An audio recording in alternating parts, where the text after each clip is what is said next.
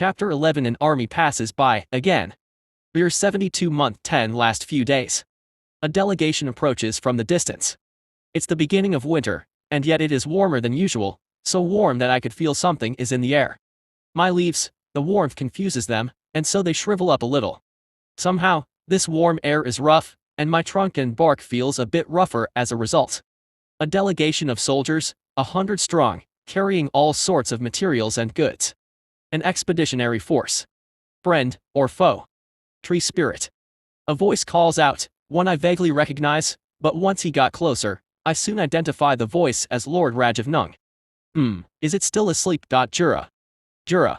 He seems to be better conditioned than the last time we met, maybe he gained some levels. The elves are hiding, a little intimidated by the presence of so many men. I too somehow share that emotion, and am on my guard as well.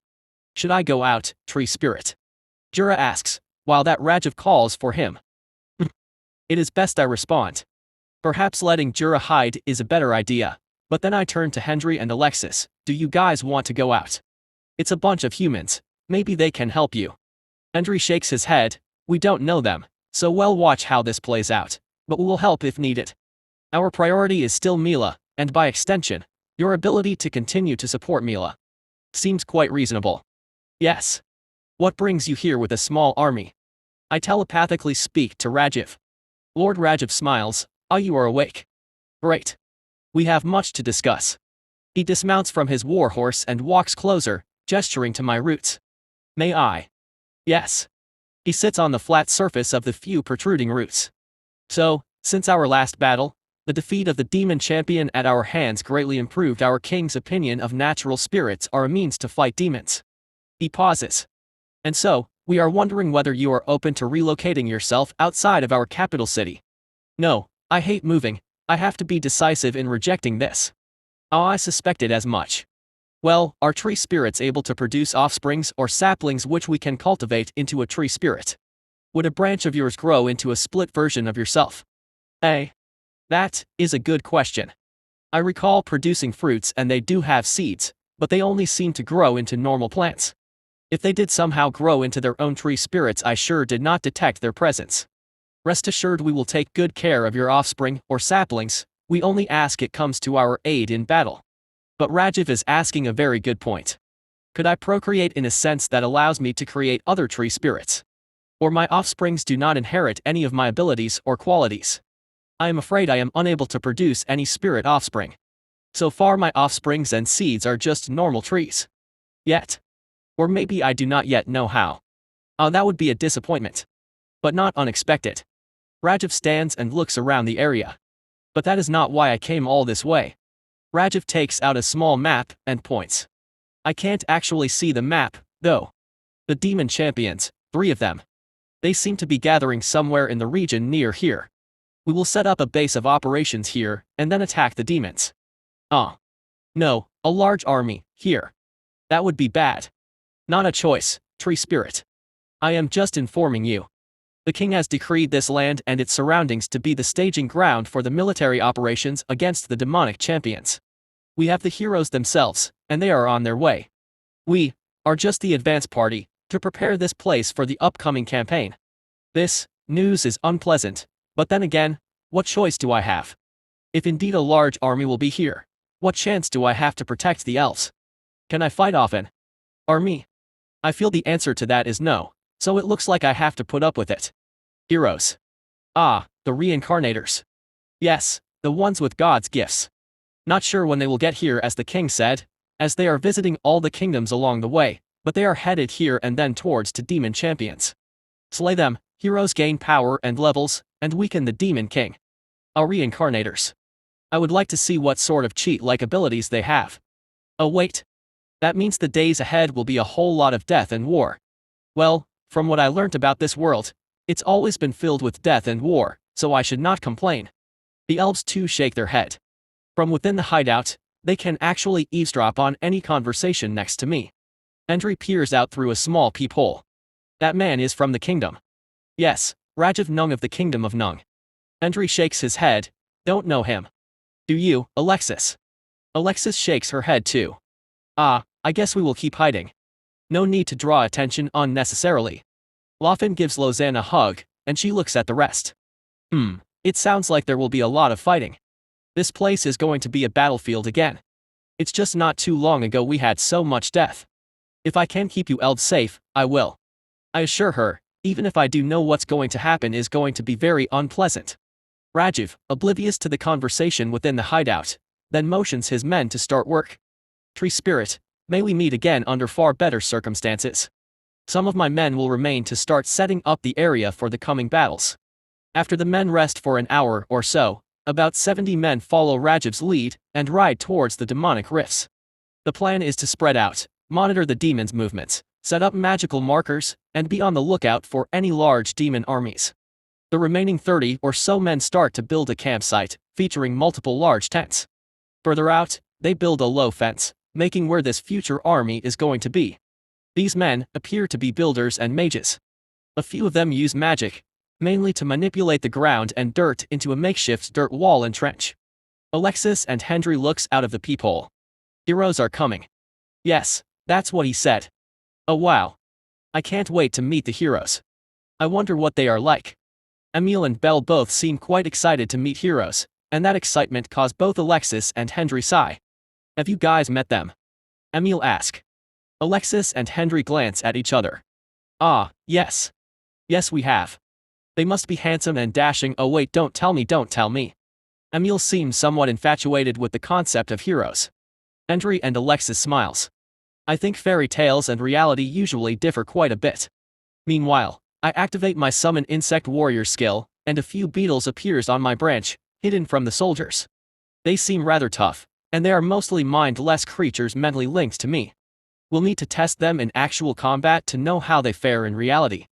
Customizable branches. A pop-up appears. You currently have 3 slots for customizable branches. The branches can be customized for specific functions, such as producing certain materials or essences, host certain insects or animals, or become some kind of accommodation, if the branch is sufficiently large. Ah! There's actually a long list of materials extracted and essences harvested, hidden inside a separate notification menu. I think I recall asking to hide those notifications, else I'd be overwhelmed by them all the time. Hendry chooses to mostly stay inside, wondering when his friends will return. Mila's still surviving, her body in a constant battle with the demonic rot within. Alexis spends time talking to Mila and playing with the younger elves, Brizlock, Wallen and Lausanne. The older elves are still apprehensive of the humans, but the younger ones do not hold such prejudices. Perhaps not yet. A week later. Year 72 month 11 week 1. 20,000 strong, an army passes by. Half of them set up camp here, but from the chatter it seems they are meant to leave very soon. The other half march on, nearer to the rift where they will set up smaller camps closer to the rift. With the numbers, comes traffic. The traffic in this area is much higher now, as messengers are needed for certain types of communication. There is also a small group of dedicated mages, and it seems their role is to facilitate long-distance secure communication spells. And winter is delayed this year. It's still warm. Something strange is happening to the weather. Alexis suspects it's the demons. And refugees start popping up, an outcome of more demon raids, destroying villages that are closer to the rift. The rift, as Alexis elaborates, is a flux, a rip in space, and it joins our world with that of the demons, and it expands and moves, usually slowly but under certain circumstances, quickly. The longer the demon king remains in the world, the rifts will remain open and expand, and after their death, the rifts will shrink and eventually close. So, a world cannot wait forever for the heroes to slay the demon king, else the rift would expand so large and appear all over the world. Year 72 month 11 week 3. From the bits and pieces of information I gather via eavesdropping the refugees and the soldiers, it seems no one knows I am a tree spirit. They presumed I am a normal tree that somehow survived this location, and that is interesting. N.O/bell/b/jn.c//ohm. At this point I realize perhaps Lord Rajiv has reasons not to share that information, and my assessment of him in my mind change accordingly. Him and his platoon took credit for the demon champion defeat earlier, ignoring my contribution. Well, though I do feel slighted, after dwelling on the idea for a while, I think keeping myself unknown is better. Should I reveal my presence to the soldiers? I ask this of the elves and the 3 adventurers. But what would revealing your presence achieve, TreeTree? Belle asks, still peering outside. Emil's been talking about the heroes for some time now, and she is wondering where in the world are they. True. I stand to lose more than gain. Given that I can't really move, I can't exactly run away, can I? If you have powers, it's best to keep it a secret. Alexis said, holding Mila's hand. People will seek you for your power, and you become a tool, not a person. Your power will define who you are to the masses. Fair point. She sounds really sad when she said that. Sounds like personal experience. It is. Alexis holds Mila's hand a little longer. We're 72-month 11 week 4. Another 10,000 or so soldiers arrive.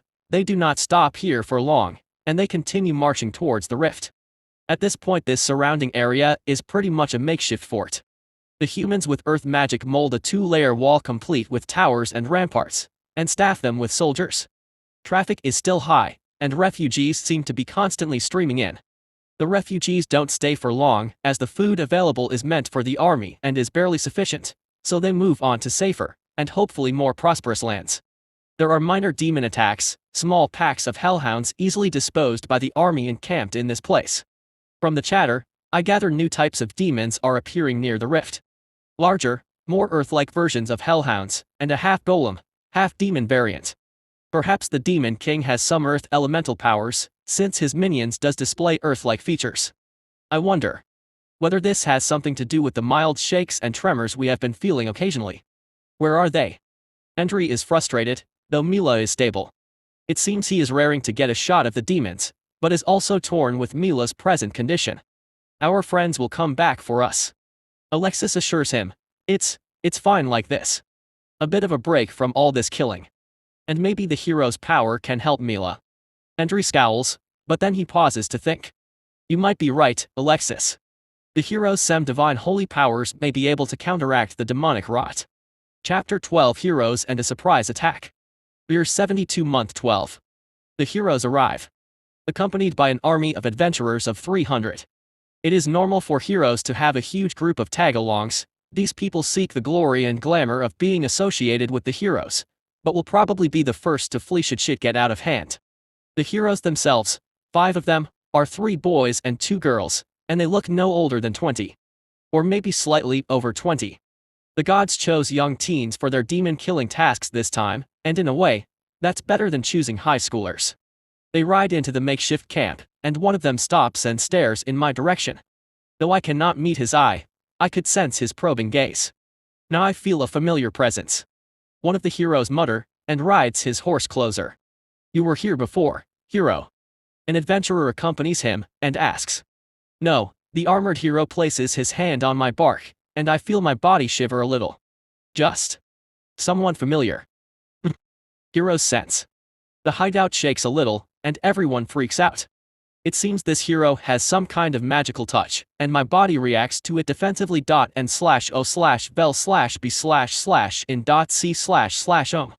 The shaking causes Hendry to sigh, and he decides to goes out to talk to the hero. Hey hero. The hero's eye widen and stares at Hendry. Hendry. The adventurer next to the hero raises his sword at Hendry. Hey. Who goes there? It is fine. Lay down your arms. He is one of us. The hero stares at Hendry. Hendry. It's been a while. Yes it has. Anyway, take your hands off the tree, and I might need your help. The hero takes his hand off. Well, nice to see you, again. Hendry pauses. And sighs. Nice to see me. I take that means you stopped blaming us for her death. The hero shakes his head. I'd like to think we have come to terms with it. Really? Hendry takes a step back. We were all too eager. Too excited to be given this opportunity, this chance to make something of ourselves. The hero walks closer to Hendry. Hendry pauses. Really? Just like that? The hero puts his hand on his shoulder. Yes. And the hero punches him in the gut. But. Ugh. I knew it. Hendry groans in pain, but he recovers, and throws a punch back at him. The hero dodges. The adventurers stare. Hero, should we do something? The hero yells. No, this is between me and him. They punch each other a few times, then it escalates, and they start throwing high-speed punches into flashes, as both attack each other with their abilities. This caused the adventurers to stare at the high-speed exchange of blows. A few more heroes come over. Max. Stop this. Two female heroines shout, and Max, the hero, jumps a few steps back, and that ends the barrage of punches. Hendry. One of the heroines seems to cry a little. Hey. Hendry stops, and sits on one of my roots. The heroine runs over and gives Hendry a hug. Been a while. We've been looking for you guys. The heroine smacks Hendry on his shoulder. Running off like that. At this point the adventurers ask, oh, who is he? Max laughs, yes, please ignore us. He is a friend. You guys go ahead, we'll need to talk privately with our friend here. And so, we'll be fine. Max started by elaborating. You guys should not have left like that. We're angry, and we're still sad. It still is a lump in our hearts. But we are willing to let it go, for on hindsight, we had a part to play too. We failed as well. We all did. I think a part of the way we acted is because we were angry at ourselves. At this point, I'm confused at what their conversation is about. Perhaps there is some historical bad blood. Hendry nods, his eyes a little teary. Water under the bridge now. Well, Max, like I was saying, I need your help. Do you still have anti-demonic powers? Max thinks for a while. I still do. Why? Alexis, right on cue, comes out with Mila.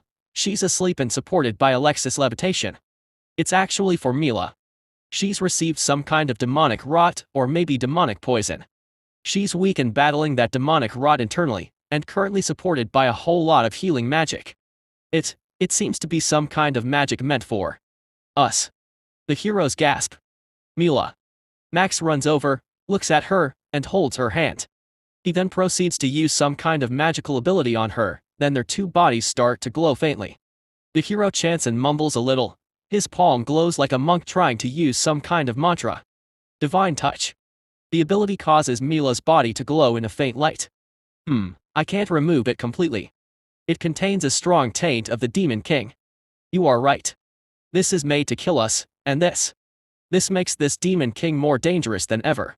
He sighs, and everyone else follows. Alexis holds Mila's hand, who's gradually opening her eyes. But I can suppress and weaken the effect of the Demon King's poison, such that it will stop hurting her. Thank you. Mila opens her eyes, and speaks. Max smiles. Nice to see you too, Mila. Reincarnators. These adventurers are reincarnators as well. Now that they are right next to me, I feel strange. Are these people from Earth too? The kids, those few when I came so many years ago, they have all died. These people, a similar fate probably awaits them. What should I do? Should I reveal myself as a reincarnator? But what good does that do, other than unnecessarily involving myself in the demon war? There is also the question about the fires of Baal that I had before, and how I can recover from it, yet Mila fails to. Why? Is it because the fires are just generic Demon King fires, whereas Mila's demon rot is a customized superweapon for reincarnators? I have no answer to that, unfortunately. At this point, I decide to wait and see. I mentally ping Alexis. So, may I ask what is happening? Are you going to leave with them? Right now there's still 3 of us that is out there looking for a cure. 3 of us out there. Or maybe, there is no cure, and only killing the Demon King will wipe away all traces of it. Anyway, I think Mila's in no condition to fight yet. Her demonic rot is still present but now weakened by a counteracting holy power that Max has, but until we know what that means in combat, we do not want to risk it. Mila's body seems to be fine, with no observable negative effects so far, but I think there is a high chance that whatever Demon King magic it is, it will probably interfere with our divine gifts. So, attempting to assault the demons without being at full strength is folly, so we plan to stay back and attempt to regroup with our other 3 friends first. Alexis is a lot more technical when it comes to magic. Sorry, can you repeat that in simpler terms? So I think me and Mila will stay back. We will wait for the remaining 3, and then we will join up with Max and group. The fact that the Demon King has a special weapon designed for us is worrying. Next week. Year 72 month 12 week 2. News and reports of the demon champions come in. The heroes, adventurers and the soldiers move out, towards the rift. Mila and Alexis remain. Alexis is playing the role of Mila observer, and monitors her body's condition. Mila would try use her abilities and they discover that with the demonic rot still present, her abilities are weakened by about 20% to 30%. Alexis's hypothesis is right after all. The camp is now a lot quieter. About 1,000 soldiers remain. These are the communication mages, the logistics coordinators, and just some guards to keep the stray demon hounds at bay. We're 72-month 12-week 4. If heroes defeat one of the champions. And then the next day, the camp is attacked.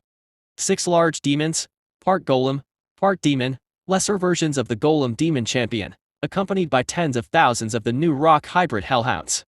The 6 demons, their bodies made of a mix of rock, lava, stone and flesh, their synchronized steps shake the ground. How did they appear so suddenly?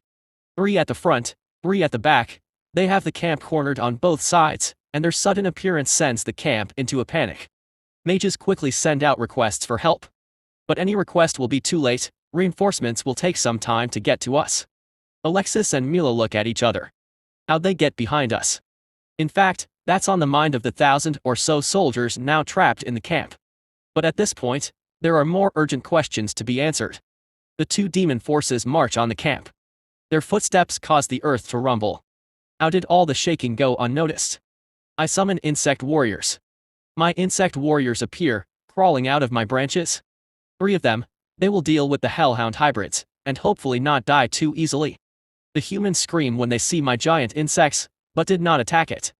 I try to survey the field of demons. I need to save my super anti-demon root strike for the lesser champions. The guards try get ready, as the demons close in.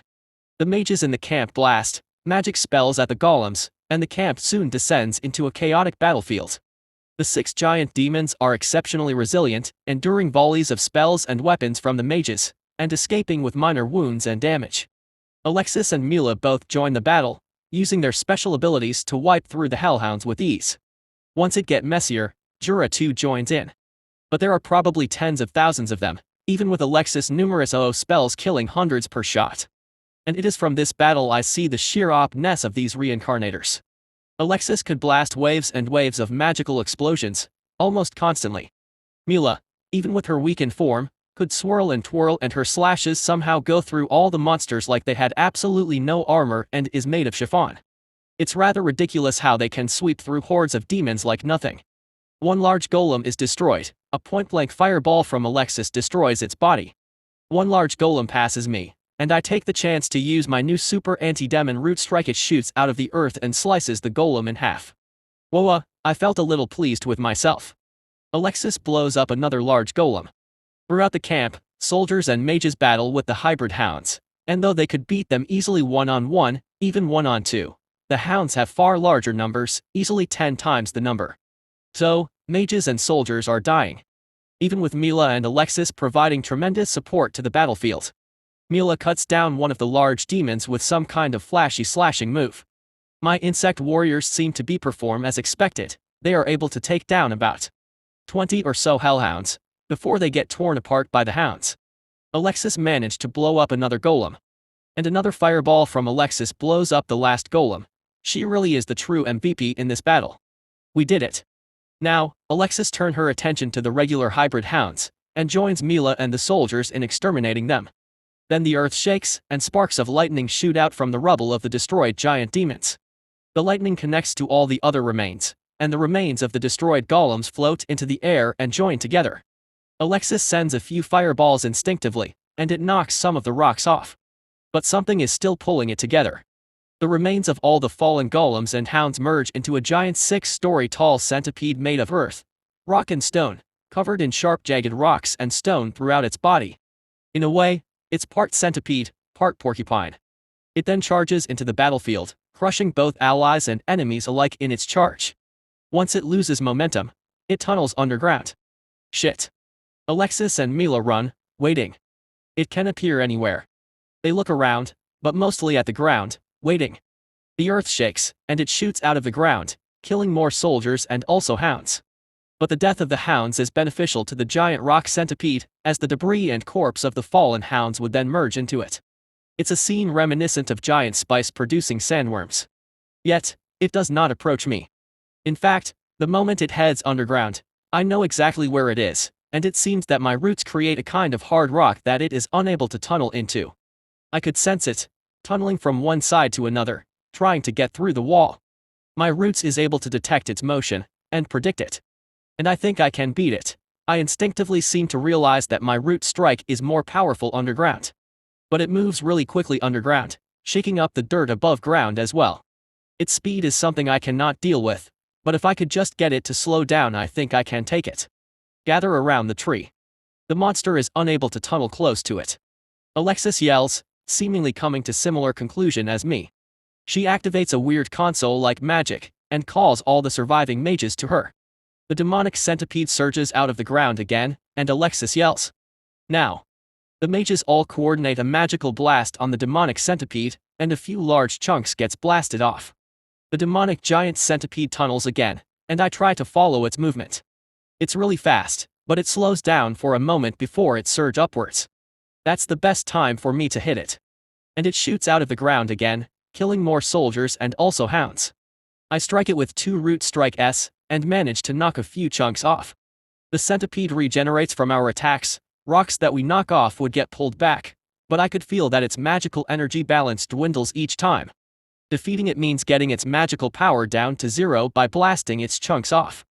It attacks a few more times, as I try to figure out the timing. At this point, almost 70% of the humans are dead, and almost all the demon hounds are destroyed or absorbed by the demonic giant centipede. It's between us and the centipede, now. The centipede splits itself in 2 along its length, and then both tunnel underground. Underground, the split centipede reconnects itself, become one very long and lean centipede. And this time, it pops up out of the ground, and uses its now longer body length like a whip, slamming into the soldiers, mages, and also into my trunk.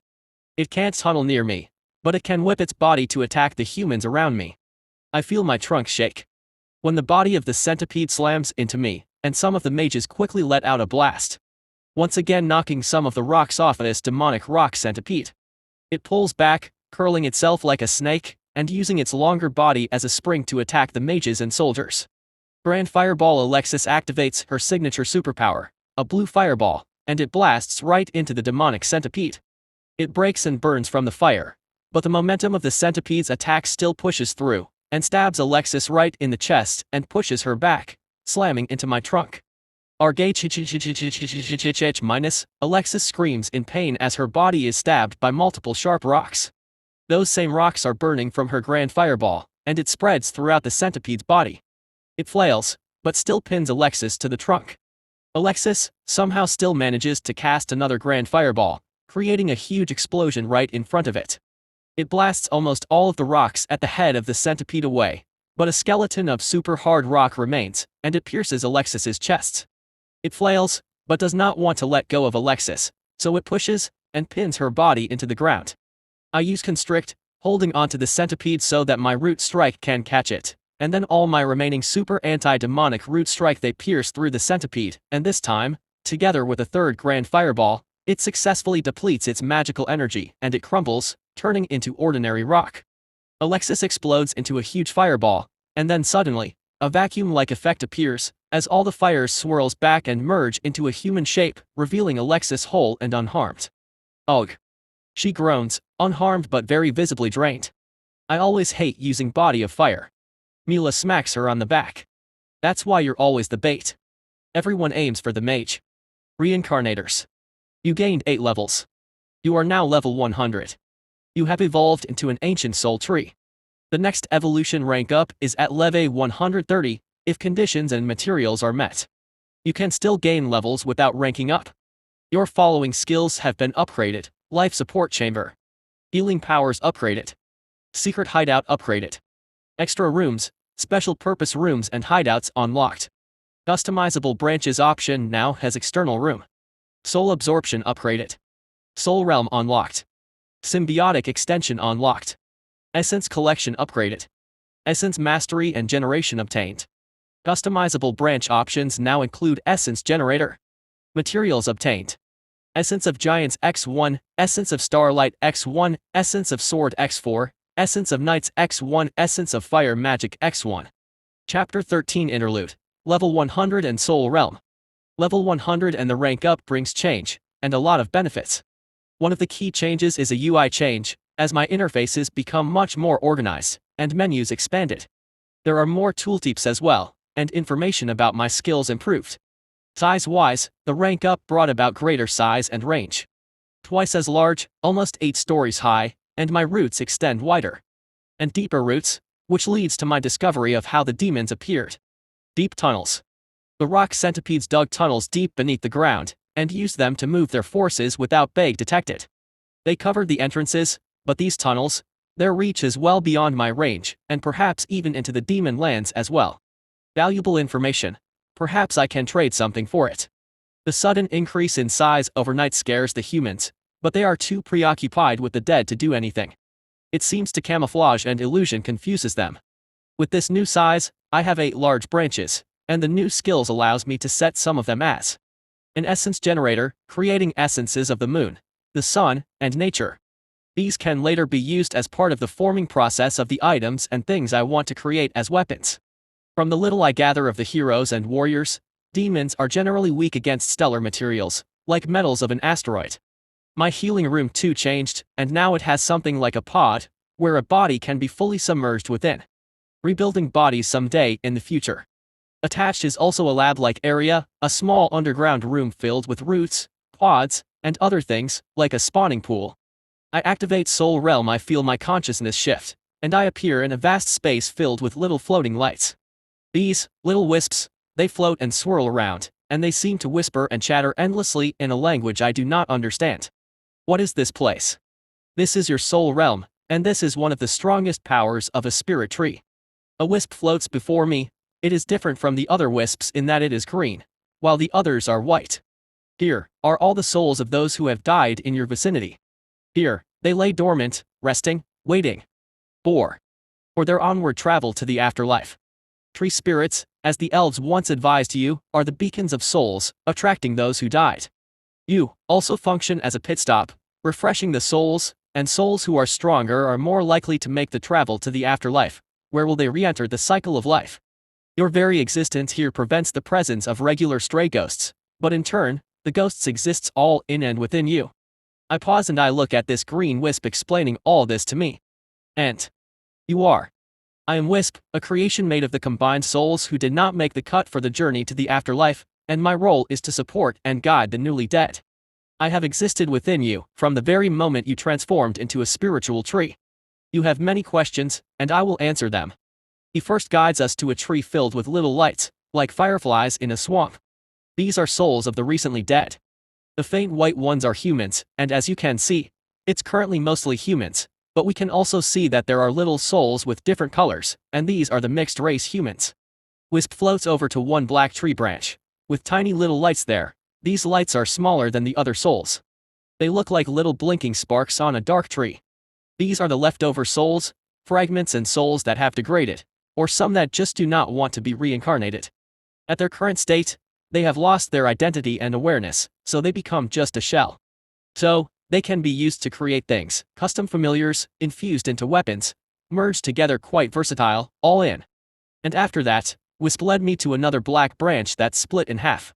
This is the Soul Forge, where you can make even more things with the remnants, but it's inactive at the moment, as you need to either connect to a magical ley line, or gain more levels such that you can power it yourself. It connects to the pod in your secret hideout. I pause, and I ask, why is the Soul Realm a powerful ability? The Wisp twirls. The soul is at the core of power in this world. It is souls that gain experience and levels, and the body expresses that extra experience and levels. And /o/bell/b/jn.c//ohm. But why do people train their bodies then? Because the body changes the soul. It is a feedback loop. A strong healthy body nourishes the soul, and vice versa. Okay. You said this is a strong ability. Why? The wisp pauses. And twirls around. And it twirls and spins a while more, before it pauses. Because to change a soul, is to amend destiny. Chapter 14 Interlude 2, Alexis. Perspective of Alexis. The Demon King is out for their heads. She knew it. She felt it. Every battle with the demons, their eyes seemed to contain a deep, feral rage, all directed at them. Is it just how they always look? Even when they are not fighting, it feels like she could sense where the Demon King is. It's as if there is always a cold wind that blows from that direction, but there's no actual wind. After the constant ambushes and attacks, she now also suspects, so can the demons. It's the only plausible reason why incredibly powerful demons appear where they are, and somehow, can always strike when they are apart. It's a coincidence, Alexis. Max waves off the idea. They have hunter demons and demon knights constantly tracking where we are. That's why they know where we are. Maybe. But is it? As a mage, there is a logic to everything. This system, even if it does not fit anything from where she came from, has its own rules and laws. And those rules means all power must have some kind of feature or law which it obeys, including that of the gods' blessings. The blessings of the gods. The blessings, they offer some degree of protection from demons, they enhance stats growth, boosts experience gain for easier leveling. These are common knowledge, that heroes get perks like this, to make it easier to defeat the Demon King. For them to gain the power necessary to destroy the demon. Lately, she had occasional moments of clarity, and she now suspects the blessings do more than they say they do. Her friends, those who came together with them. They all were headed for a cafe when the truck lost control and the huge container came undone and slammed into all of them. Their friends. After a brief meeting with the gods, they all woke up in this world, and her friends, herself even, went all in on this divine quest to slay the demon. Heroes, her friends, and even herself. So engrossed with that goal. Such that all the death, pain, suffering, all just a side note. A number. The vast destruction around her, all they seem to do is enhance their resolve to destroy the Demon King. It's as if all of them heroes have been mentally altered, made immune to the destruction, and all that negative energy and emotions is funneled into achieving their goal of defeating the Demon King. Mila, even with her near death, went back to the battlefield happily, as if her brush with death never really mattered. Alexis did not realize this before, but lately, that brief clarity of mind. It's only when she reread her daily journal, that she realized her own strange mental processes, the strange way she is reacting to all these senseless death all these time. We're on the way back, Alexis. A communication mage walks up to her and passes the message. Alexis nods. The heroes, all of the summoned, they will converge soon, back here, at the tree. Alexis scribbles on her journal. For the moment, destroying the Demon King aligns to her and her group's interest. After all, they are hunted. That sense, that ominous feeling that the demons are coming still permeates her. Wait. If her suspicions are true, the Demon King will look for them, even before they are ready. /o/vel/b/in.c//ohm. What would she do? What should they do? Can they keep running? She glances up and looks at the tree. It's larger, far larger now. And she feels safe. If they had to fight, this is the best place for it. If the plan is up to her, they would fall back and fight here. Still, can the demons find them? She sits and closes her eyes. Stilling her mind, she concentrates on her breathing, the prickling senses on her skin, the beating of her heart. And she searches for a subtle signal, a presence of their own. Are they leaking some signals behind? Are they, like a nuclear bomb, leaking radiation which the demons can pick up? If the gods had a hand in this, where would they do it? If they could hide their presence, maybe, just maybe, they could deal a surprise attack. Alexis, are you busy? Mila asks. She looks like Ran. Ah. Alexis snaps out of her concentration. Oh, yes. I would like some time. Mila nods. Oh, okay. She sighs and walks away. Alexis closes her eyes and tries again. Demons. Anger. Destruction. Fire. Death. Fields of dead men. The voices of all the grieving humans, saying the Demon King must be slain. Alexis shakes her head. Not again. All of them, all the heroes get this every now and then. As if the world reminds them of their duty. She walks closer to the tree, and lifts a small wooden teapot. She pours herself a cup, and sips on it. Tea. And the voices go away. Chapter 15 The Lab. Year 73, Month 1. Jura steps out of the green liquid pod in the lab. He's been submerged in it daily, and undergoing experimentation. How do you feel? Fine, TreeTree. Did you do anything? My status is unchanged. No. In truth, all I do is look at his body in great detail. The first time he steps in and submerge himself, the pod floods me with data and details. And it's fascinating. It's like looking at the body of the person with an electron microscope and some kind of radio wave imaging machine. It's incredible to see every strand of fiber, the organs, the bones. In a way, This is also the first time I have an actual idea how Jura looks like, outside of my somewhat pixelated spirit vision.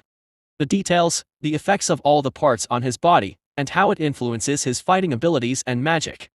Another thing I spend a lot of time on his soul, and how it interacts with his body. It is like the source of a river. Higher levels result in a bigger source, and the water from this source flows into each body part, which then gives each body part toughness and awakens magical properties. And, in his body, as if there is a polluted drainage pipe, releasing dirty water into that river, and so each body part is not getting clean water. I reach out to it, and then I knew. It can be fixed. But I will need the right materials. Later that evening I ask Mila for her help. If I could see Jura's body in such great detail, I wonder what I would find from the heroes. This request however seems to make Alexis a little suspicious, so she insists to be around as well. There's no helping it. So Jura guides both of them to the new laboratory underground. This looks like. Both of them had a stunned look, as if they did not expect to see something like this not in this world. A lab. I recall only the elves been to this new room, different from the medical ward-like area that Mila once rested in. Jura nods, and points to an open pod. Please, if you don't mind.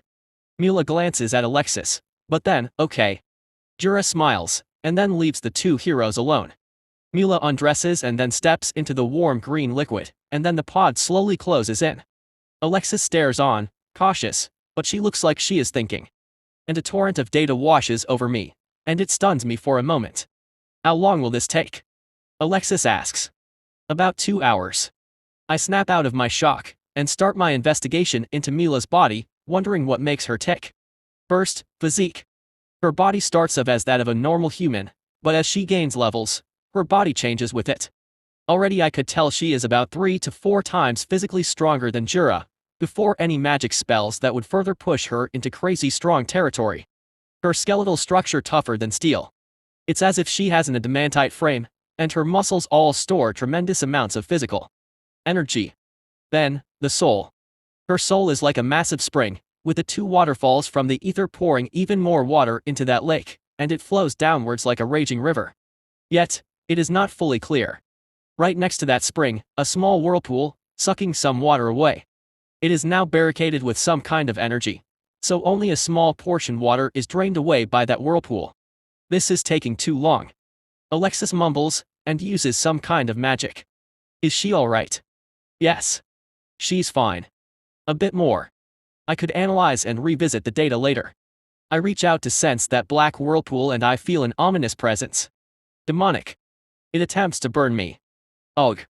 I investigate the waterfalls instead, and I sense a kind of unknown power, perhaps divine. Or is it astral? These reincarnators, their souls must have been modified by the gods that summoned them here. Their size and capacity far exceeds that of a normal human if compared to Jura. But I would need more samples. Alexis looks nervous, she does not seem to like seeing Mila in the pod. I am done. The pod's doors opens, like a reverse Venus flytrap, and Mila's eyes open. Alexis immediately grabs her. Are you okay? Mila rubs her eyes a while and say, I feel pretty nice, actually. It's like a massage. Secret hideout, Biolab upgraded. Oh. Really? Yeah. I do. You should try it. Alexis shakes her head. Oh, never mind. Why are you worried? The tree saved my life, if it wants us to just dip into a pool. No, Alexis turns. If we are done, let's go out. The 2 reincarnators leave, and I then telepathically reach out to Lawfin, for her turn to dip into the pod. And then I task Jura with a request. Capture a demon hound. Capture. Yes. I want it, alive. Really. Its teeth can chew through any rope or net we have. And a net appears next to him. Woven from my bark and fiber. Should last a bit. Use this as well. I hand him a wooden container containing paralyzing sap. Jura nods, and set out. Around this time, some message spells bounced back and forth between the heroes, and both Alexis and Mila leave, together with the remaining army.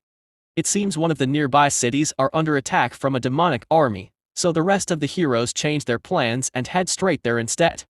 And this is great, because the elves finally get to have their space again. Year 73 month 1 week 3. Jura finally caught one. It's tough trying to find a hellhound that is in a manageable small pack, But he got it .n slash o slash vel slash b slash in .c slash ohm. The hellhound lost 4 limbs, but is still barely alive. So what do I do with it?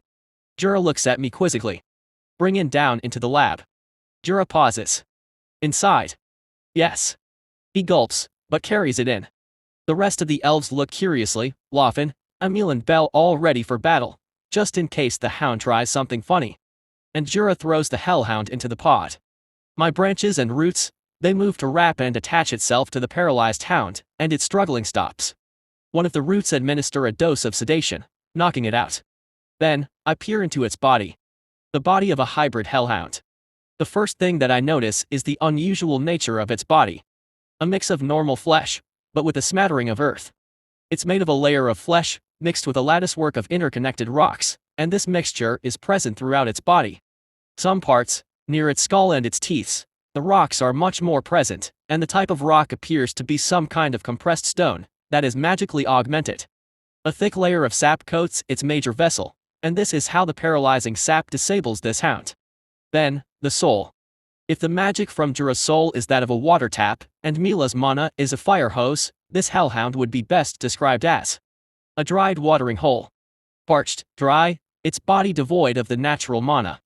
Instead, there is a small red fire that hovers right above where the spring would be, and it emits a kind of heat that powers all the magical augmentation throughout its body. As I reach out to touch it. Demon. A pushback from that tiny fire. A wall. I keep pushing. The wall bends, it's not strong enough to resist me. And for a moment, I see a glimpse of a faraway place. A red planet, a surface filled with fire and brimstone, a large glowing red stone. And then the fire disappears. At that moment, any sign of life in the hound disappears, it's like somebody pressed an off button. Yet the hound is still there, as if it's turned off, its body is floating, its 4 limbs still severed. You gained a level. You are now level 101. Secret hideout, Biolab, upgraded. Additional pods now available. 2 additional pods pop up next to the one with the floating hound. It's dead. Yet its body remain, perhaps the pod interferes with its natural decay into mana. Jura steps in, wondering what is the sound he heard. It's actually the 2 new pods that popped out. It's fine. The hound's dead. Anyway, good that you are here. Dip in. Jura pauses. Oh, okay. 2 days later, a horde of hellhounds appear, together with about 50 or so larger demons.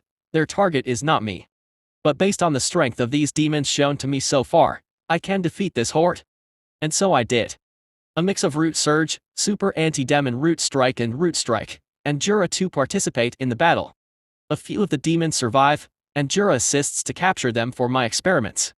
Year 73 month 2 week 1. Rajiv Nung has died. You gain 3 levels, you are now level 104. Obtain skill, Lesser Holy Enchantment. He died. That's strange, he is with the heroes, I would have thought he should be quite safe. Must be a rather fierce battle. This actually also reminds me of the familiars I grant, and so I pull up a menu that shows all the granted familiars. And it seems I have been neglecting them, so I call Jura and Loffen over, and have both of them show me their familiar forms. A familiar allows access to the spells and abilities of that familiar, which is by and large based on their grantor.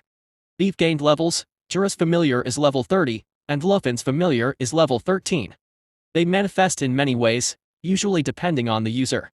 When they did, a prompt appears before me. Jura's tree familiar has reached the limit of level 30. Do you wish to elevate the familiar to the next phase? How long did it stay at level 30? Oh, for quite some time already. My familiar reached level 30 during the last attack by the demon centipede. Oh, why did you not tell me? I thought you knew. Jura rubs his head. Damn it. Communication breakdown. I need to get these elves to tell me more about themselves. I mentally say yes to the prompt. And Jura pauses, his eyes wide open. I did not even know a familiar can rank up. Wow, I get to choose its next form. I know too little about familiars. One of my branches has been converted using customizable branches into a room, but it serves its function as a jail cell for all the captured hellhounds. On top of the dead hybrid in one pod, I subject the remaining hellhounds onto more investigation, and if I do not attempt to sense the fire, it'll stay alive. Year 73 month 2 week 2. Shake. The ground buckles, and bits of rock fly. My roots, they attempt to hold on, but the shock wave that causes this is way too strong, so throughout the plains, the ground buckles. Shake. Jura rushes out in the direction of the shake. I ordered him to look out for what causes it and retreat immediately. A part of me feels afraid. Shake. Shake. The earth keeps shaking, and as the day goes on, explosions get louder. Something is coming. Or a battle is coming. The shockwaves propagating through the earth gets even stronger, and my root net is flooded with pain. The rumbling continues even at night, and Jura runs to us in the darkness of night. No good. 3 demon champions appeared. The heroes are engaging them in battle, but they seem to be retreating this way. 3. That is far too many. Fighting one almost killed me, and knocked me out for weeks. But can't the heroes beat them? Did you see the heroes? Yes. They are retreating here. Why? I don't know. Maybe they are trying to lure them away from the cities. The explosions and rumblings continue. They seem to be fighting even when retreating, so whatever they are fighting can keep up with them. How far? A day. Shit. What should we do? If 3 demon champions are here, can you hold them back, TreeTree? No, if they are anywhere like the giant golem earlier, I may not last very long. I can take a few hits, but it will be a matter of time before it kills me. But you are stronger than last time. Jura pauses. Maybe you can take one. And maybe that's why they are coming this way. They need your help to even up the odds. Don't they have an army of adventurers? Jura shakes his head. I think they are either dead or they have fled. I don't think any sane adventurer would want to battle 3 demon champions together. It's foolish, and only the bravest of adventurers would attempt it. And the world expects the heroes to. Heroes have special powers. They are different. This does not make sense. I thought they killed some of the demon champions already. How is there 3 appearing out of nowhere? Jura pauses. Oh, I don't know. I am guessing the heroes don't either. The earth shakes. More rumblings. I could feel it. They are going to be here in a while. Maybe less. What's our plan? Jura paces the room. If I remember correctly, a few of them can take 1 demon champion with no problems. So there must be more to it. How many heroes did you see?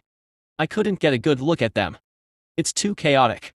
3 demon champions. If they are of a similar strength as the golem, it's going to be a real challenge. They are going to be here maybe in about 2 hours, so the heroes must have something in mind. Are they wounded? How do I defeat these demons? I look at the hounds in the lab, strapped to the pod. Jura, what's known to be effective against demons? I actually asked this before. I recall the answer that there are weapons created by the heroes that have special effectiveness against demons. There's also natural weapons like the usual holy magic, or star weapons like metal swords made from asteroids. Do demons have an off switch like the hounds? If I could extinguish the fire in their body, they would shut down. Okay, following that metaphor, if their source of power really is that fire, would water therefore destroy them? And so I test out on a hound, pouring my mana in through the connected roots. It enters its blank soul realm, and some of the mana evaporates in the process. Is it the heat of the soul? But after the initial evaporation, I could see the fire shrink, and eventually it's extinguished. It works, for one. But from this I realize it's slow, and not as effective as a simple strike. A strike would have destroyed that hound for far less mana. And if a demon champion is larger and more powerful, I would not be able to do it. The dead hound's body cracks, the rocks on its body falling off like it's shedding skin. And then, it convulses, or vibrates. It twists against the vines, and it starts to suck in mana. My mana. It twitches. And it stops. And I see its body regenerate, the wounds heal, and its limbs and fangs regrow. The rocks that once decorated its fur is replaced with a strange, wood-like texture. A shiver runs through me. Jura. Lab now. Jura immediately jumps, and runs for the lab, armed. He sees one of the hound. Which one? And the hound opens its eyes. And it's green. Hellhound forcefully adapted into your subordinate minion with your natural mana, and has transformed into Woodhound. Wait. Jura eyes the hound, his arms grip his weapon. A hound should be an easy battle, but never could be sure. The pod opens, and the healed hound crawls out. It looks at Jura. I mentally command it to sit. And it does. It feeds on my mana to survive, and I could sense that mana link between me and this Woodhound. It's a similar link to my summoned insects. Fascinating. Skill obtained, natural mana overwhelming. But, no time to waste. I still don't have an answer for the 3 demon champions coming my way. The earth still rumbles and shake, and the explosions can now be seen in the sky. Think. I have familiars, essences, souls, soul realm, a few root attack variants, saps, leaves that can function as wood magic and forming abilities, healing powers, spirit vision, a secret hideout will lab and healing chamber, insect warriors, root net, barkskins, defense, wood shields, some other lesser defense items, and a whole list of passive stats buff. Can souls and essences be made into a weapon? Soul forge required to form high-efficiency weapons. Ugh. Not that. How about essences? Can I convert them into a weapon? Currently, the essence of fire, essence of death and essence of starlight can be converted into a single-use weapon. Fine. Combine them. Vessel required. I would want to use it together with my super anti-demon root strike, so I quickly form a sharp pointy piece that will serve as the piercing edge of my root. With the piece of wood, the essences are then added to it, forming a sharp, 3-pointed wood. The earth rumbles. And streaks of light can be seen in a distance. They are here. Streaks of light in the distance now become explosions, and the heroes zoom toward me from the distance. Using some kind of speed burst, they retreat and dodge the explosions. 3 demon champions appear, a large golem, a huge horned stone centipede, and some kind of stone turtle with spikes. They stand in the distance, surrounded by a horde of lesser demons, minor golems, and a few other lesser centipedes. Chapter 16 The True Power of Heroes. Year 73 Month 2 Week 4. Heroes and Champions. 11 heroes. They run, leaving destruction in their wake. Explosions, deflected by barriers. Fires, blocked by magical shields. The heroes, they try. Magical thunderbolt here, lightning blast there, and the lesser demons fall like flies. Yet, there are easily tens of thousands of them, and only 11 heroes to stand against it. The fan lady twirls, and she mutters a kind of chant. The demons attempt to disrupt her, but the other heroes cover her. Swoosh. A blast from the sky, and hundreds of the demons, crushed instantly. And a blue giant fireball streaks through the demon swarm, roasts all in its path, then explodes, killing a few hundred more. The giant tortoise demon stomps its feet, and the earth shakes tremendously, and a few dozen massive boulders fly at high speeds towards the heroes. A wall of light emerges, disintegrating the boulders and also the lesser demons in its path. An ability that both Henry and Max use together, a holy wall of some kind. The tortoise stomps its feet, and a few dozen more boulder fly towards the wall. Ugh. Henry and Max both winces, it's using up quite a lot of mana. Alexis. The heroes retreat closer, and Mila runs up to me. Tree Spirit, please aid us in battle. What if I refuse? Then the demons will kill you too. So, do you have a plan? Yes. The heroes retreat into a formation behind me, and start some kind of chant. The horde of demons charge in, the thousands flood the fields. My insects and Jura together with my roots, form a protective layer, drive the demons away from the heroes. The 3 demon champions seem particularly disturbed by the chanting, and so they join the battle. The centipede, the fastest of the 3, is unable to tunnel too near, due to my dense subterranean root network, and so it chooses to attack us directly, trying to ram the heroes. My wooden shields appear to block the centipede strikes, and they shatter on impact. But it is sufficient to deflect it away, as I land a few holy enchanted root strikes on its side, and it knocks it back a little. I have its attention, and it tries to ram me instead. Wham! That hurt, a few barks crack. I had all my defenses up, but not fatal. Another root strike, this time to its body, and a big chunk of stone chips off. It rams me again. Wham! It shatters the 3 layers of wooden shields I create in its way. Whatever the heroes are planning, it better work.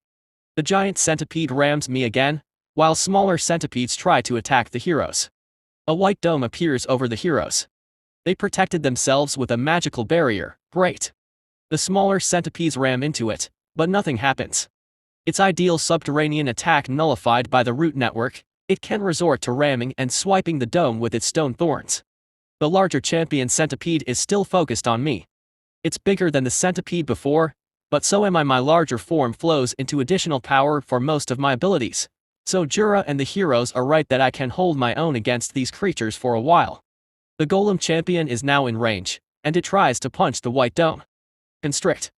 My roots shoot out of the ground and grab hold onto the golem champion, and the tangles hold his punch back.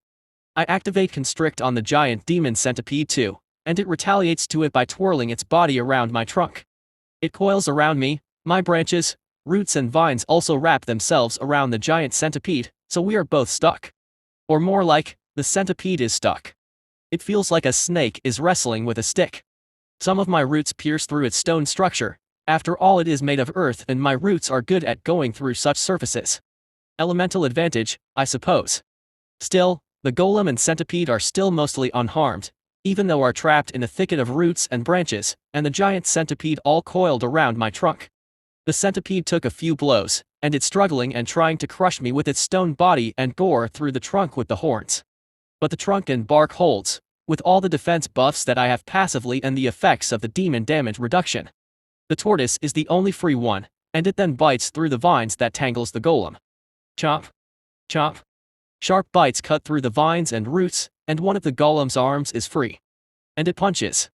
The punch slams into the dome, hard. Wham! The white dome cracks. Crap. That's bad.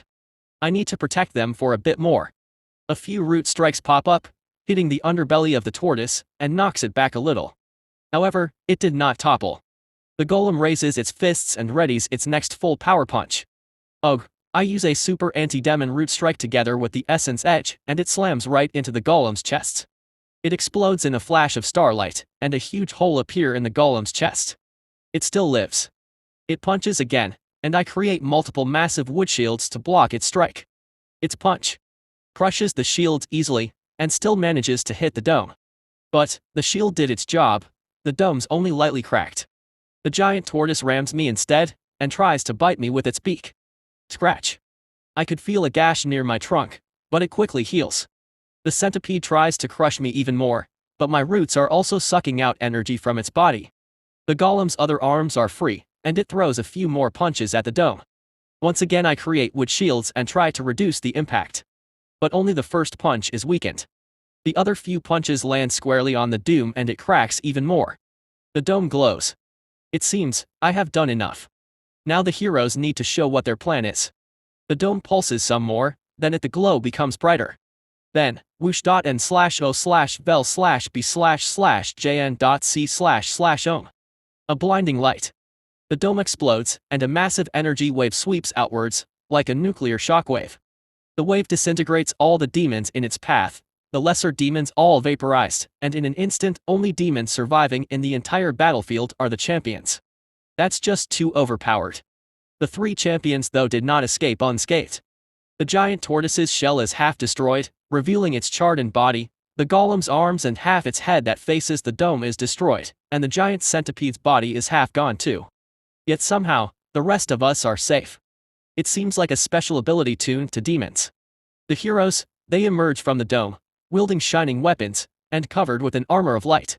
They dash towards the demon champions, and in just a few flashes of light, all the demon champions are killed. At that moment, the only thing that went through my mind is, what the hell was that? Did I just tank 3 demon champions so the heroes can activate some kind of OG power of friendship op ability? Indeed, the heroes in their light armor form make such quick work of the champions that I found it hard to believe they are even demon champions in the first place. The heroes, having destroyed all the demons, regroup. Thanks for covering us. We gained quite a few levels from that. Seriously. Now that they are not jumping or flying from place to place, we get a better look at them, and the hero's new outfit actually reminds me of Power Rangers. Or maybe Kamen Rider. Mila, did you guys unlock some special ability recently? Yes, we did. We got this special a heavenly form, and a few special skills. That big boom thing is our Starlight Nova. Whoa. How do I get that kind of power? Mila, may I ask you dip into the pod again? Yay, sure. Mila says happily. At this point, Alexis and Henry grabs Mila. No, it's our power, we cannot reveal it. Don't do this. Mila shakes her head. Both of you are being unreasonable.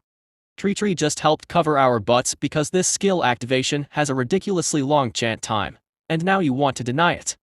Henry and Alexis pauses. Let's decide, collectively. As a group. Chapter 17 Seeing Heroes, and Interlude 3, Demon King Battle. Eventually, the heroes came to a compromise. Mila's argument sort of won. Here goes. Mila dips in. The rest of the heroes look on, some with a rather concerned expression. Alexis and the fan lady activate some kind of magical ability, and Mila glows somewhat. Insurance. Anything unnatural, we go in. The mage explains, and I deduce it's some kind of magical short-range teleportation ability. Max shakes his head. If this tree saved Mila's life, and Mila has done this before, I really do not see why such precautions are necessary. Andrew puts his hand on Max. Yes. Yes, he did. But our gift, our burden must be carefully guarded, and not put under the knife, or risk getting stolen. Precautions are necessary. I sigh these. Reincarnators are a pain, but whatever. I'm not stealing it. I'm just having a look at it. Mila shakes her head. You guys, stop being paranoid. I want to do this, and we voted. It'll be fine. I can dip in a pool. One of the heroes poke in. I don't see the issue too. Our ability comes from the gods, and I highly doubt it can be easily stolen or copied or whatever. Just because you can see the schematics does not mean you have the tools and materials to create a machine. Well, he has a very good point. Mila's fully submerged, and the roots and vines attach itself to her. And I could sense the data flowing into me, so I start to peek into her body.